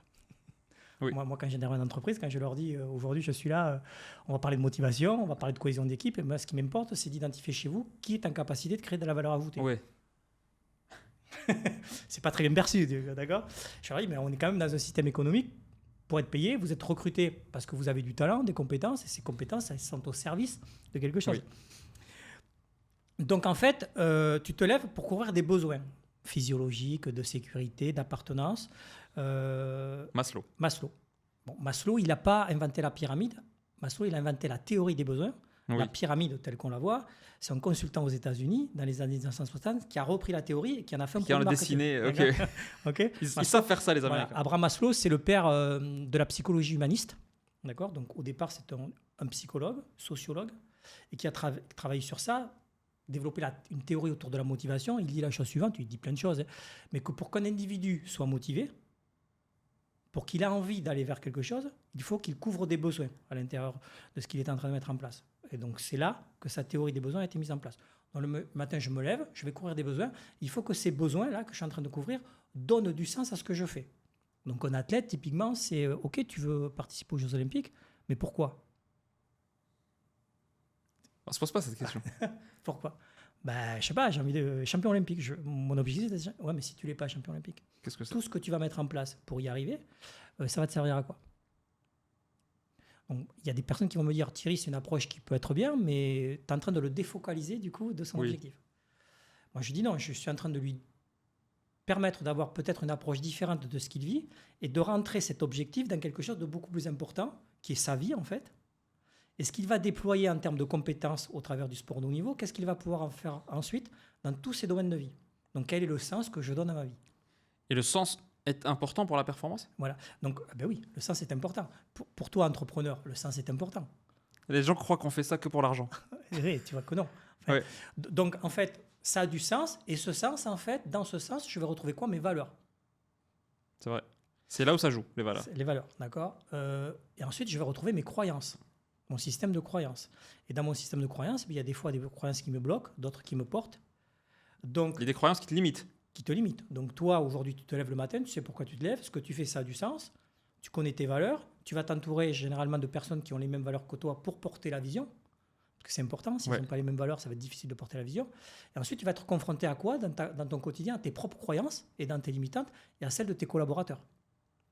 Qu'il faut identifier. Quand ton collaborateur ne comprend pas ce que tu es en train de lui dire, c'est quoi un exemple de croyance, par exemple, que tu as vu, une croyance qui bloque quelqu'un alors il pensait que tout était homogène, etc. Pour revenir à notre discussion, est-ce que tu crois ce que je suis en train de te dire ? Écoute, au début, non. Tu vois ce que je veux dire ? D'accord ? Oui, mais je veux dire, imagine un sportif ou un entrepreneur, il est en train de poursuivre un objectif d'être champion, je sais pas quoi, et quand tu analyses ses croyances profondes, tu vois qu'il y en a une qui le bloquait sans qu'il sache. Par exemple, je suis entrepreneur, mais j'aime pas l'argent. Ça existe, hein. Vraiment. Et donc, il a une croyance que l'argent, c'est mauvais, c'est sale. Ouais. Sauf que c'est essentiel dans ce qu'il fait, c'est le business. Donc, c'est normal que ça le bloque, en fait. Bien sûr que ça le bloque. D'accord. Donc là, on va généralement remonter à quoi ? La psychologie. Oui. Parce qu'en fait, c'est là où elle rentre. Il faut faire un travail ensuite sur ça et savoir pourquoi, typiquement, l'argent pour lui, c'est compliqué, alors qu'il a envie d'entreprendre. Et on voit bien que l'entreprise et l'argent, c'est quand même des choses qui sont corrélées. C'est lié, oui. D'accord. Donc, ça va être difficile pour lui d'avancer. Donc, il va se retrouver dans un blocage qui est lié à ça. Il va falloir, du coup, travailler sur ça. Moi, je sais que chez les journalistes, par exemple, c'est un énorme problème parce qu'ils ont leurs pensées, leurs croyances politiques, sociales, etc. Et il y a une ligne éditoriale. Donc, quand il y a des gros conflits dans le monde, comme on a pu vivre dernièrement, et qu'un journal t'impose une ligne et que tu penses que c'est mal et que c'est pas aligné avec tes valeurs, ça crée une énorme souffrance, en fait, ces journalistes. Mais c'est normal. Parce que tu te retrouves dans un système dans lequel tu ne peux pas t'exprimer, en fait. Alors que ton métier, c'est de t'exprimer. Et on te force même à t'exprimer contraire à tes valeurs. Et moi, je l'avais sous-estimé, mais il y a énormément de signalements de journalistes français en 2024 qui ont dû être accompagnés par des psychologues, etc., parce qu'ils n'ont pas pu s'exprimer et qui se sont censurés eux-mêmes, en fait. Ça a créé un malaise psychologique. Mais bien sûr, tu te retrouves dans un système dans lequel tu ne peux pas t'exprimer, donc il y a de la frustration qui va se mettre en place, ça va créer du stress et de l'anxiété. C'est-à-dire qu'à un moment donné, tu ne sais plus ce que tu fais là et pourquoi tu es là. Mais en même temps, tu dois y rester parce que tu as des besoins à couvrir. Et comment tu peux donner ton meilleur de toi-même quand tu es ça ? Tu peux pas. A priori, tu peux pas. Toute la difficulté est là. Et c'est pour ça qu'au bout d'un moment, les personnes vont partir en dépression. Parce qu'elles sont dans Exactement. un conflit, en fait. Elles sont dans des formes de conflit. On est tous en conflit avec nous-mêmes, hein, parce qu'on Oui. a plusieurs parties en nous. Et on est en permanence en train de batailler avec nous, en fait. Et donc, est-ce que les croyances peuvent être déconstruites? Oui, ah ben oui. Alors évidemment, le process de l'accompagnement, de la psychologie ou de la préparation mentale, c'est effectivement de permettre à la personne que tu accompagnes de prendre conscience de la manière dont elle a mis en place son système de croyance. Et ensuite, quand on a relié ça à l'enfance, de le déconstruire et de mettre quelque chose à la place. Donc de modifier typiquement dans mon système de croyance qui me bloque pour ensuite développer des croyances qui vont m'aider. Parce que je sais qu'il y a beaucoup d'entrepreneurs ou des gens qui veulent devenir entrepreneurs et qui sont bloqués psychologiquement alors que sur le papier, etc., ils ont tout ce qu'il faut. Et il y a certainement une croyance profonde parmi leurs grandes croyances qui les bloque entièrement. Par exemple, ça peut être « tu ne peux pas être un bon vendeur ». C'est une croyance parce que tu n'es pas fait pour ça, ou tu n'es pas charismatique. Mais il ne faut pas forcément être charismatique pour être entrepreneur, mais ils ont une croyance que les deux sont liés parce qu'ils ont vu à la télé Steve Jobs, Elon Musk. Et moi, je connais plein d'entrepreneurs qui ne sont pas du tout charismatiques et qui réussissent très très bien. Et c'est des gens, tu n'as pas envie de leur parler et tout, mais ils réussissent. Donc, c'est un process, toi, pour aller creuser ses propres croyances. Ouais, mais parce que ces systèmes de croyances, en fait, on l'a mis en place dans notre enfance. D'accord. Je ne suis pas charismatique, c'est parce qu'un jour on m'a dit que je n'étais pas charismatique. Je n'ai pas décidé par moi-même, ou alors je l'ai fait par comparaison, de toute façon. Oui. C'est par comparaison que je vais le faire. Et en me comparant aux autres, ce qu'il ne faut pas faire, hein, généralement, je vais toujours trouver plus fort que moi. Toujours. Et je vais toujours trouver des excuses pour conforter le fait que je ne vais pas y arriver. Oui. C'est ça un système de croyance. Exact. C'est comment mon cerveau va percevoir dans l'environnement tout ce qui va consolider mes pensées et consolider mon système de croyance dans lequel je me dis je ne vais pas y arriver. Et pour ça, le cerveau, il est très fort, en fait. Donc, il peut être orienté vers ce qui va être compliqué ou orienté vers ce qui va être plus facile. Mais toi, systématiquement, quand tu as quelqu'un que tu veux accompagner, tu creuses son système de croyance. Oui. Pour identifier des trucs qui sont pas congruents, du coup, pas alignés avec... Et là, c'est un choix, soit on déconstruit, pourquoi tu penses ça. Par exemple, Hugo, je sais qu'il a une croyance, c'est qu'il n'aime pas travailler en groupe. Il doit travailler tout seul, tu vois. Alors là, on est ensemble. Il ne s'en rend pas compte, mais il a l'impression qu'il travaille seul. Et du coup, s'il imagine qu'il a un projet, Hugo, de vie qui nécessite qu'il travaille à plusieurs. Là, ce système de ça le bloque, cette croyance-là. Il est obligé d'aller travailler dessus. Comment, c'est un exemple concret. T'as pas besoin de l'hypnotiser en live. Hein. Non, mais typiquement, quelqu'un qui me dit, moi, j'aime bien travailler tout seul. Donc, il a ce besoin d'autonomie. Oui. Et tout seul, il pense qu'il est mieux. On va relier ça à la psychologie. Donc, la première chose que je fais, moi, d'accompagnement, je vais dire à la personne de me parler de son enfance. Je vais essayer de savoir comment elle s'est structurée, notamment au travers de ses liens d'attachement avec ses parents. Ah ouais. Bien sûr. Et au travers de là, je vais commencer à avoir des éléments de pourquoi pourquoi il est dans ce type de positionnement. Ensuite, est-ce que ce positionnement est suffisant ? Est-ce que tu es toujours à l'aise dans ce type de comportement, dans cette approche ? Ou est-ce que tu penses qu'en ayant une approche différente, tu pourrais être mieux ? Oui. Ok. Donc la personne va te dire, moi je préfère être tout seul, mais quand tu lui dis des fois, est-ce que si tu étais plus souvent en groupe, tu penses que tu serais plus performant ? Ce n'est pas forcément quelque chose auquel il a pensé, parce qu'il est enfermé dans son système. Oui. Donc l'objectif, c'est de le sortir de sa réalité pour l'amener sur une réalité qui serait un peu différente et qu'il perçoive du coup son environnement de manière différente. C'est ça, agir sur le système de croyance. Et ça, c'est pas facile. Hein. C'est hyper profond, ça. Voilà. Parce qu'on a des couches de croyances qui sont accumulées, en fait. Ah ouais. Mais en équipe, après, quand tu travailles en équipe, toi qui as beaucoup de collaborateurs, tu vois bien qu'au travers des équipes, à un moment donné, il va y avoir des blocages parce que tu as des personnes qui fonctionnent entre elles et qui n'ont pas les mêmes croyances sur ce qu'elles sont en train de... Elles n'ont pas la même approche du mode de fonctionnement qui devrait être utilisé pour arriver à un même objectif. Oui. Mais là, on va retrouver quoi ? Des valeurs, des croyances, des besoins qui ne sont pas les mêmes. Oui. Donc en fait, mettre en place une équipe qui soit en cohérence, c'est savoir dans quelle réalité vit chacun des individus et qu'est-ce que ces individus vont amener dans une réalité qui va être commune, qui est celle du coup de l'entreprise et qui va porter la vision. Là, c'est quand c'est un groupe. Mais moi, je parlais plutôt pour un entrepreneur seul qui veut démarrer. Et je pense qu'il y en a plein qui ne démarrent pas uniquement parce qu'ils ont des croyances dont ils ne sont même pas au courant, en fait, qui les limitent et qui font que... Et du coup, ils ne sont pas alignés parce qu'ils ont quelque part profondément envie de le faire, mais ils font autre chose parce qu'ils sont bloqués par une croyance et donc ils vont mal dormir, on connaît la suite, quoi. Ouais, mais ils sont dans un système de croyances qu'ils ont développé par eux-mêmes, mais qui a été influencé et construit par l'environnement privé, social, scolaire. Et ensuite, ils vont se retrouver dans des groupes, ce qu'on appelle des groupes d'appartenance, en fait, avec des personnes autour de moi mais qui fonctionnent comme moi en fait. Oui. Du coup, tu vois, c'est la bande de potes qui se retrouve le On vendredi soir au attire resto. les gens qui nous ressemblent. Quoi. Et qui refait du coup le monde parce que tu as vu au bureau ceux-là de quelle manière ils fonctionnent. Donc on fonctionne avec des gens qui sont comme nous quand même. D'accord. Quand on renforce nos propres croyances entre nous. Quoi. Donc c'est sur ça qu'il faut mettre de la conscience. C'est qu'à un moment donné, quand tu es dans un groupe, fais bien attention à identifier les croyances qui sont véhiculées autour du groupe parce que c'est ça qui t'enferme en fait. Tu es le résultat de ça. Voilà.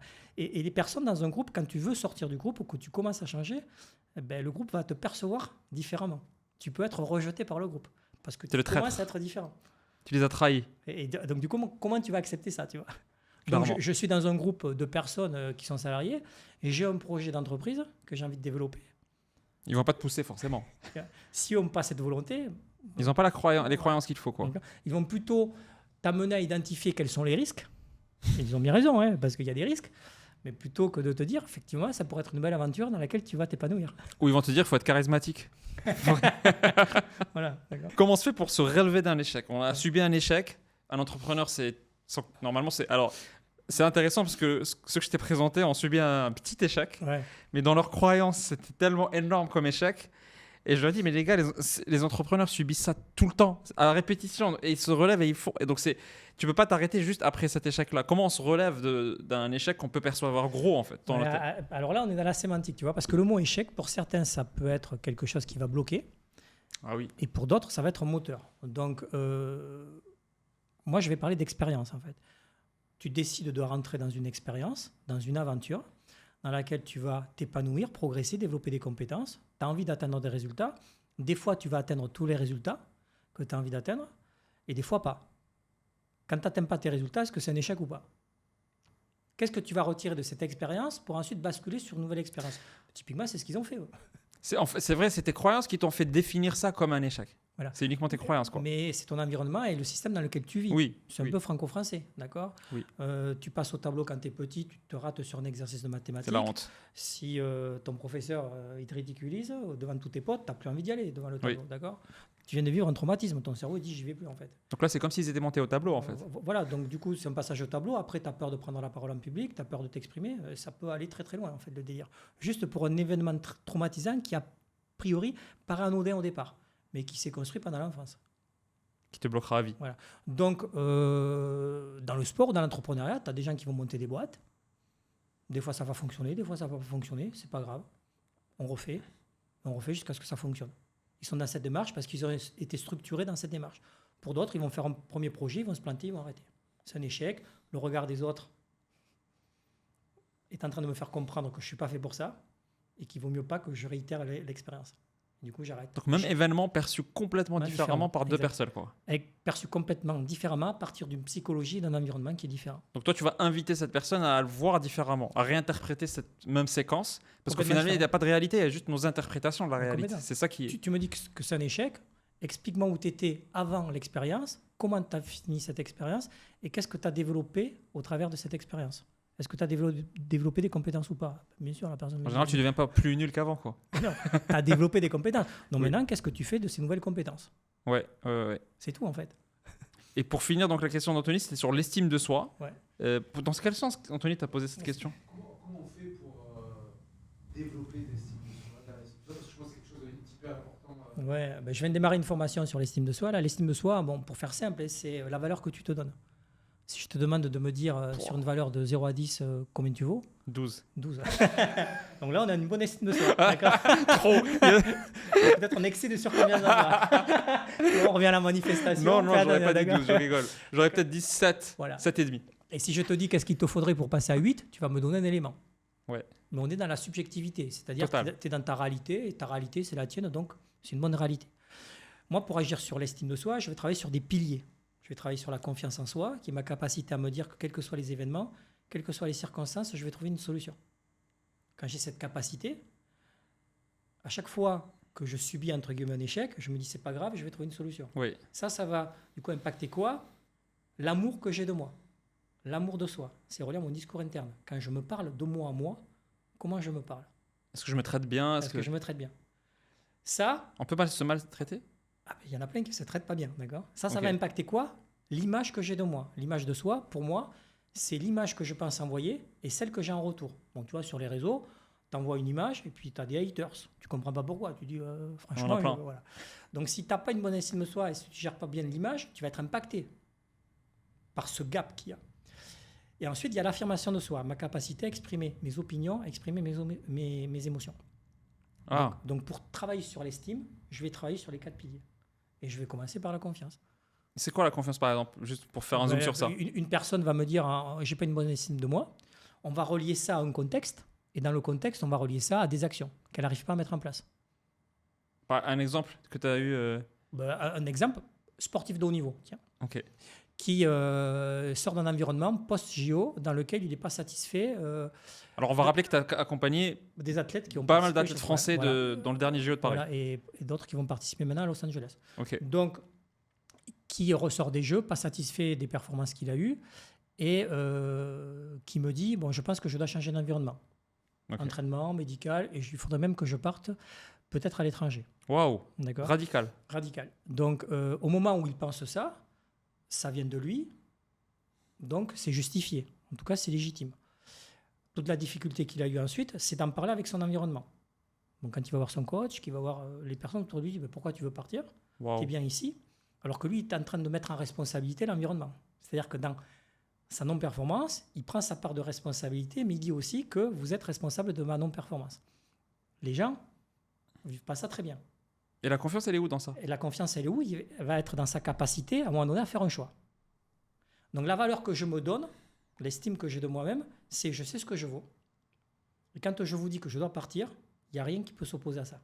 Alors que si la confiance est faible, je vais être influençable par ça. Il va douter sur l'action qu'il a à mettre en place. Ok. Moi, Hugo me dit pour que je sois dans un bon environnement, je dois être à Dubaï. C'est une croyance. C'est une fausse croyance, quoi. C'est une croyance. Donc, la question de Hugo, c'est comment tu vois ton corps, ton esprit? Est-ce qu'ils sont séparés? Est-ce qu'il y a une âme? Comment tu penses ça? Comment tu te vois? Ouais, ça, je le travaille en hypnose. Alors, moi, je suis enseignant en hypnose. Alors, l'hypnose, est pour faire simple quand même, parce qu'il n'y a pas de magie dans l'hypnose. C'est un exercice de focalisation, de concentration. De vraie magie, là, pour le coup? Non, pas de magie. Donc, l'hypnose, et c'est très étudié en neurosciences, encore une fois. Oui. Donc, c'est un exercice de focalisation, de concentration, dans lequel, à un moment donné, je rentre dans un tunnel, dans lequel je suis très concentré sur ce que je suis en train de faire. Et donc, je peux avoir cette impression, à un moment donné, que je suis plus présent, finalement, et que l'environnement qui est autour de moi n'est plus mon environnement. Donc là, tu parlais du corps et de l'esprit. En hypnose, ce que je vais faire, par exemple, quand je me projette dans ma journée, au niveau de mon mental, je fais un travail de projection mentale. Quand je le fais en auto-hypnose, je vais le faire et je vais être en observation de moi en train de faire quelque chose. Donc là, je suis dissocié. Wow. Et ensuite, je vais me réassocier. Et ça sert à quoi, de manière imaginaire. Donc je me vois, je m'observe en train de bouger, comme le font les athlètes d'ailleurs. Et ensuite, je vais me réassocier à mon corps pour donner cette impression à mon corps que ce que je vis, c'est réel. Donc j'anticipe dans ce que je veux vivre et je vais le faire. Pourquoi je fais un travail de réassociation? Parce que je vais le faire par la respiration et par les émotions. Ok. Là, ça y est, je suis en train d'actualiser ce que je viens d'imaginer. Waouh. Donc d'abord, tu dissocies, voilà. Tu visualises, tu t'observes. Et ensuite, qu'est-ce que tu fais? J'actualise, c'est-à-dire que je vais ramener ce que je viens de projeter à l'instant présent. À moi. À toi. Je refusionne. Donc, typiquement, dans un an, dans mon projet d'entreprise, voilà où je suis, je me vois, je ferme les yeux, je passe par la respiration et je vis ce que je viens d'imaginer avec mon corps. Et tu vas voir que ça fait toute la différence. Et là, quand tu intègres par le corps, c'est devenu une réalité. C'est-à-dire que ton cerveau ne fait plus la différence. Wow. C'est là le truc. Et plus tu vas le répéter, plus ça devient une réalité. Et tu vas dans le travail de manifestation, chez les chefs d'entreprise qui, à un moment donné, n'ont plus de doute, ils ont cette capacité à imaginer ce qu'ils vont atteindre, à tellement bien le faire que pour eux, c'est déjà une réalité. Donc, ils le font naturellement, en fait. Là, c'est des gens qui donc, ils font ça tous les jours. Ils se conditionnent en permanence sur le fait que ça y est, ça. Donc, tu entends plein d'entrepreneurs qui vont te dire moi, je sais que je vais être milliardaire. Je le vois. Ils disent je le vois. Je le vois, je le sens déjà. T'enlèves tous les doutes, là. Tu vois, le mec. Après, évidemment, qu'il va structurer autour de tout ça. Mais c'est ça, la démarche. Un sportif de haut niveau, c'est la même chose. Il va te dire je sais que je vais être champion olympique. C'est ça qui te permet de bouger, quoi, d'agir. Tous les jours, il se projette avec ce mental, et forcément, il est en train de dire à son cerveau ce que je suis en train d'imaginer, là, c'est déjà une réalité. On l'a vu cet été, notamment les Américaines. Il y a une sprinteuse qui a gagné le 100 mètres, femme, qu'il a très très bien expliqué. Tout ce travail de projection mentale qu'elle a fait pendant 4 ans et comment, quand elle est arrivée au jeu, elle continue à se conditionner. Et elle disait bien qu'en étant au jeu, elle était championne olympique. Tu vois, elle a commencé ses séries, elle disait mais je savais que j'allais être championne olympique. Waouh. C'est sûr que ça te booste plus que ceux qui ne le font pas, c'est sûr. C'est du conditionnement mental permanent. C'est du conditionnement, voilà. Et donc, tu as ton environnement qui te porte. Mais ça ne veut pas dire pour autant que tu arrêtes de bosser. Parce que sinon, c'est ça le danger. Ah non, mais voilà, attention. Là, on est sur de l'intelligence. C'est-à-dire que je me projette mentalement, donc je conditionne mon corps et mon cerveau à évacuer le plus possible le doute, le stress et l'anxiété qui sont liés à ce que je suis en train de mettre en place. Mais autour de moi, j'ai des gens qui me ramènent tout le temps.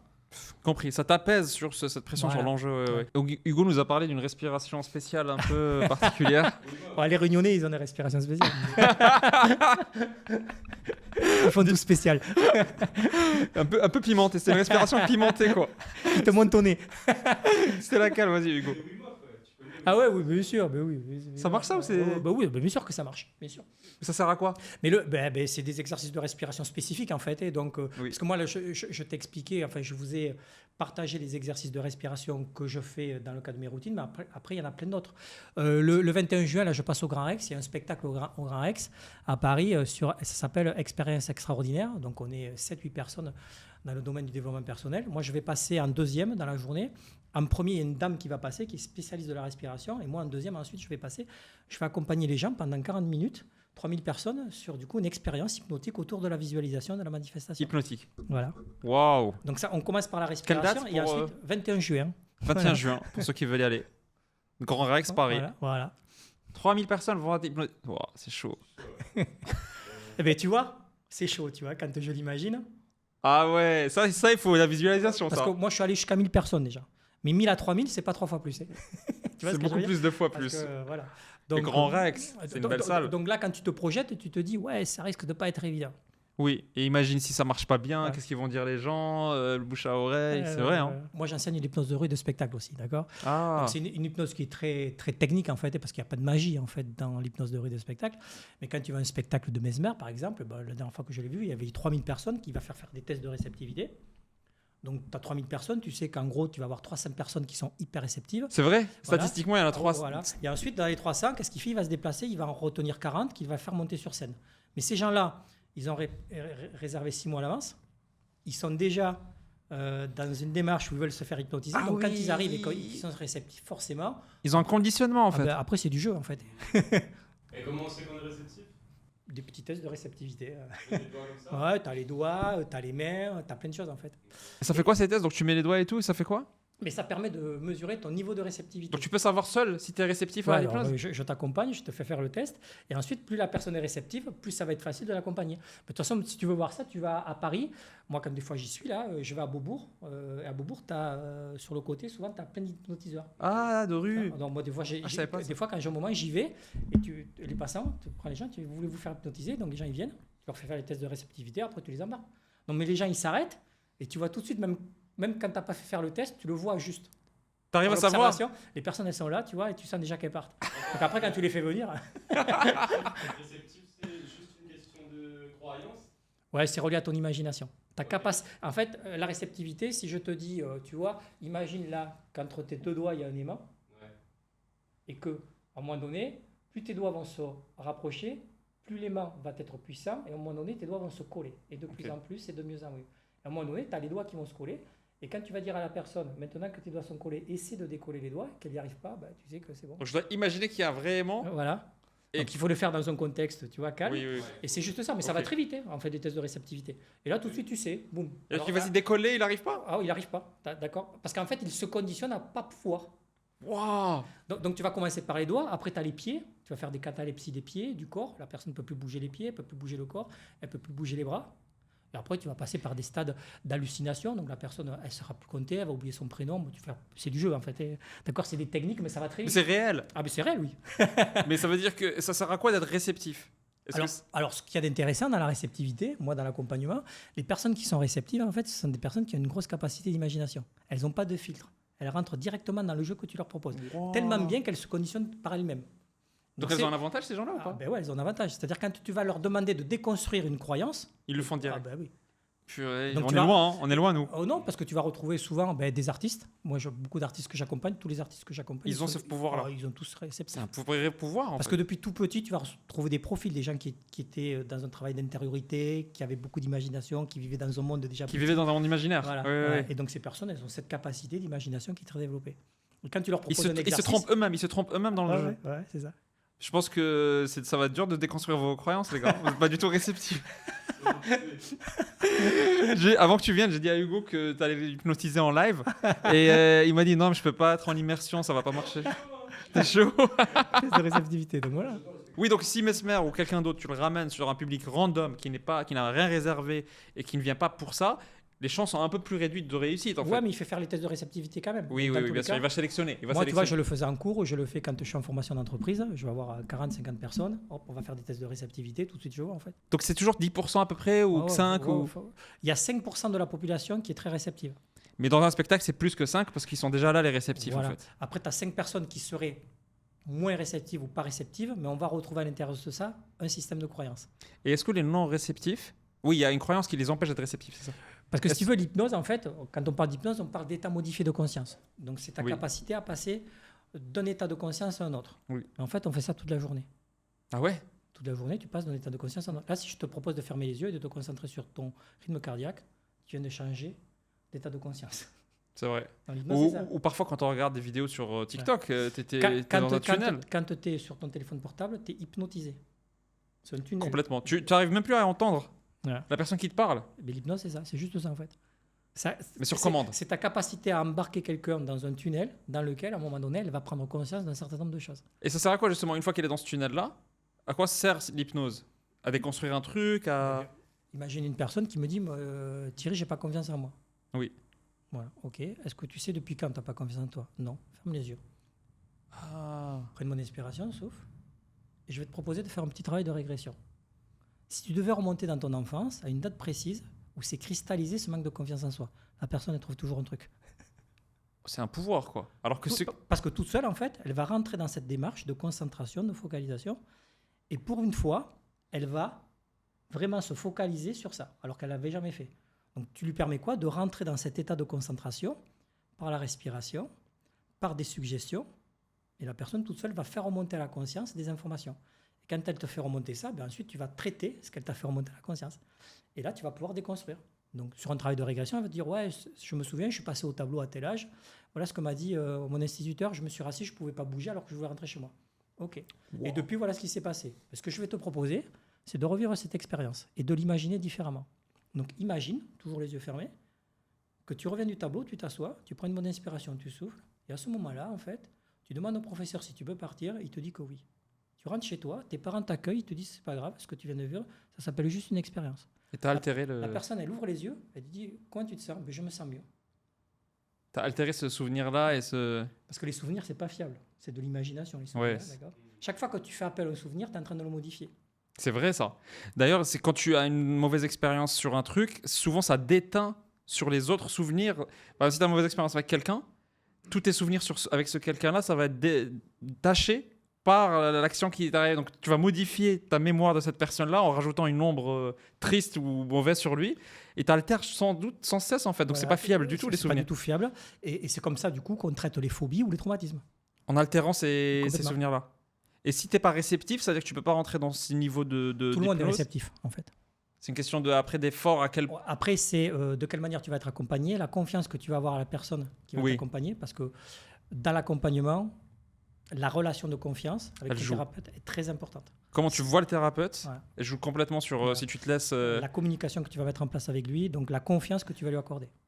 Complètement, ouais. Ouais.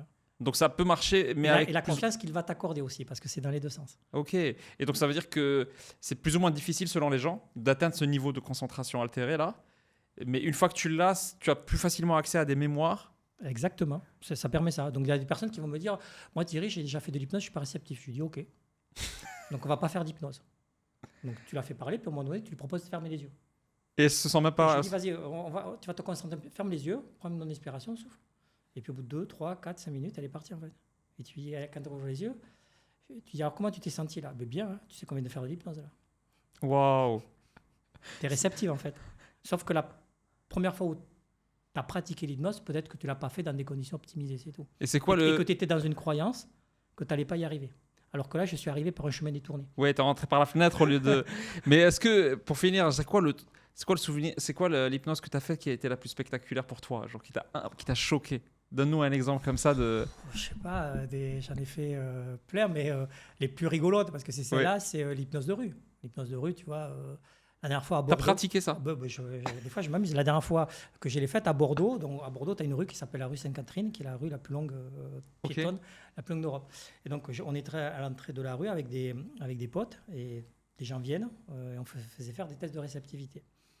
Donc, à un moment donné, on se retrouve, il y a beaucoup de monde. Il y avait 200 personnes. Bon, les flics arrivent, ils nous disent, vous ne pouvez pas, vous n'avez pas d'autorisation. Mais à un moment donné, je vois, il y avait deux jeunes hommes qui m'observaient depuis 20 minutes. Et chaque fois, je leur disais, venez, ils ne voulaient pas. Mais en m'observant, je vois que déjà, ils étaient partis. Donc, à la fin, je leur dis, venez quand même. Ils viennent. Et dès qu'ils arrivent, je leur propose de fermer les yeux. Et je leur dis la chose suivante, c'est en fait juste ce qu'on appelle une hallucination négative. Je leur dis, voilà, dans 30 secondes, quand vous allez rouvrir les yeux, toutes les personnes autour de vous ont disparu. Vous êtes juste avec moi dans la rue Sainte-Catherine. Donc, ils s'ouvrent les yeux, ils ne voyaient plus personne, en fait. Ça s'appelle de... Voilà, Ils te l'ont dit, on voit plus personne. Ben, je leur dis, où sont passés les gens? Ben, on ne sait pas. C'est ce qu'on appelle une hallucination. Donc, dans les hallucinations, tu peux faire des hallucinations négatives, tu fais disparaître, ou tu peux faire apparaître, dans le champ visuel, quelque chose qui n'est pas là, en fait. C'est l'altération de la réalité, quoi. Complètement. C'est Steve Jobs, il avait beaucoup cette pratique de distorsion de la réalité. Distorsion de la réalité. Oui. Et c'est ce qu'on va retrouver dans le travail de manifestation ou de projection mentale. Ouais. C'est ça qu'on fait, en fait. Et il arrive à tordre la réalité pour dire, ok, pour essayer d'imaginer qu'est-ce qui va marcher. Est-ce que tel appareil va marcher? Est-ce que l'iPod? Est-ce que machin? Et en fait, ces inventions viennent souvent de des exercices de lui, de distorsion de la réalité. Ben, tu vois, c'est une tasse. A priori, c'est une tasse. Ça, c'est la réalité. Mais est-ce que cette tasse pourrait être différente? Dans ta tête, tu peux le changer, quoi. Tu fermes les yeux, tu peux imaginer ce que tu veux, en fait. Après, ça va être ta capacité à mettre en place une stratégie qui va t'amener à ce que tu viens d'imaginer. Clairement. C'est ouf. Le dernier truc, tu as une philosophie sur le minimalisme, le dépouillement personnel. Ouais, tu vois, le dépouillement personnel, du coup, c'est mon bouquin. Le dépouillement personnel. Ouais, J'adore ce terme. Ouais, le dépouillement personnel, c'est quoi? C'est une approche, en fait, qui est mon approche, qui est une approche holistique, philosophique, psychologique, neuroscientifique. L'idée, c'est quoi? C'est un accompagnement et des personnes viennent me voir pour ajouter des compétences sur des compétences qu'elles ont déjà. Moi, je leur dis, avant de rajouter des compétences, on va essayer d'aller vérifier vos fondations, savoir si elles sont solides. Donc, on va déconstruire ce avec quoi vous êtes construit, notamment le système de croyance. On va revenir à l'essentiel, le cœur et la respiration. On repart au cœur et à la respiration et on va partir de là. Et ensuite, on va reconstruire. Tu veux un reboot, un reset. Voilà. Donc, on repart, on met de la conscience sur ce qu'est le cœur et la respiration et à partir de là, on reconstruit. Donc, on construit sur le système nerveux. Ok. Et on reconstruit la psychologie à partir du système nerveux. Et c'est là où tu explores tes Ouais. conditionnements. Tu l'as vu, dans les accompagnements, je suis toujours sur ça, en fait. Ouais, grave. On revient à ça et ensuite, on met de la lucidité. Donc ça, c'est ta philosophie C'est mon approche, voilà. qui est holistique, que tu as... Holistique, voilà. Donc, Donc, voilà, et le dépouillement personnel, tu vas retrouver ça, bien évidemment, chez les auteurs grecs. Enfin, c'est pas quelque chose de nouveau, tu vois, cette idée, cette approche que, à un moment donné, on essaie de savoir un peu d'où on vient, qui on est, Oui. pour savoir où on va. Et c'est encore un autre truc que je pensais plutôt bullshit, Et ouais, qui est de te connaître toi-même. Mais c'est vrai que te connaître toi-même, ça impacte jusqu'à ton sommeil, jusqu'à ton énergie, jusqu'à ton... C'est quelque chose, quoi. Quand tu rentres dans ce travail, qui est un travail d'introspection, et que tu commences à y trouver du plaisir, après, ça y est, tu t'arrêtes. C'est inarrêtable, ça. Ouais, c'est bon. voilà. Cool. Bon, c'était un plaisir, Thierry. Merci beaucoup. Hein, Je pense que pour les moi gens aussi. vont Et merci adorer. à vous. Ouais. Merci l'équipe. Merci l'équipe. À très bientôt. À bientôt. Ciao.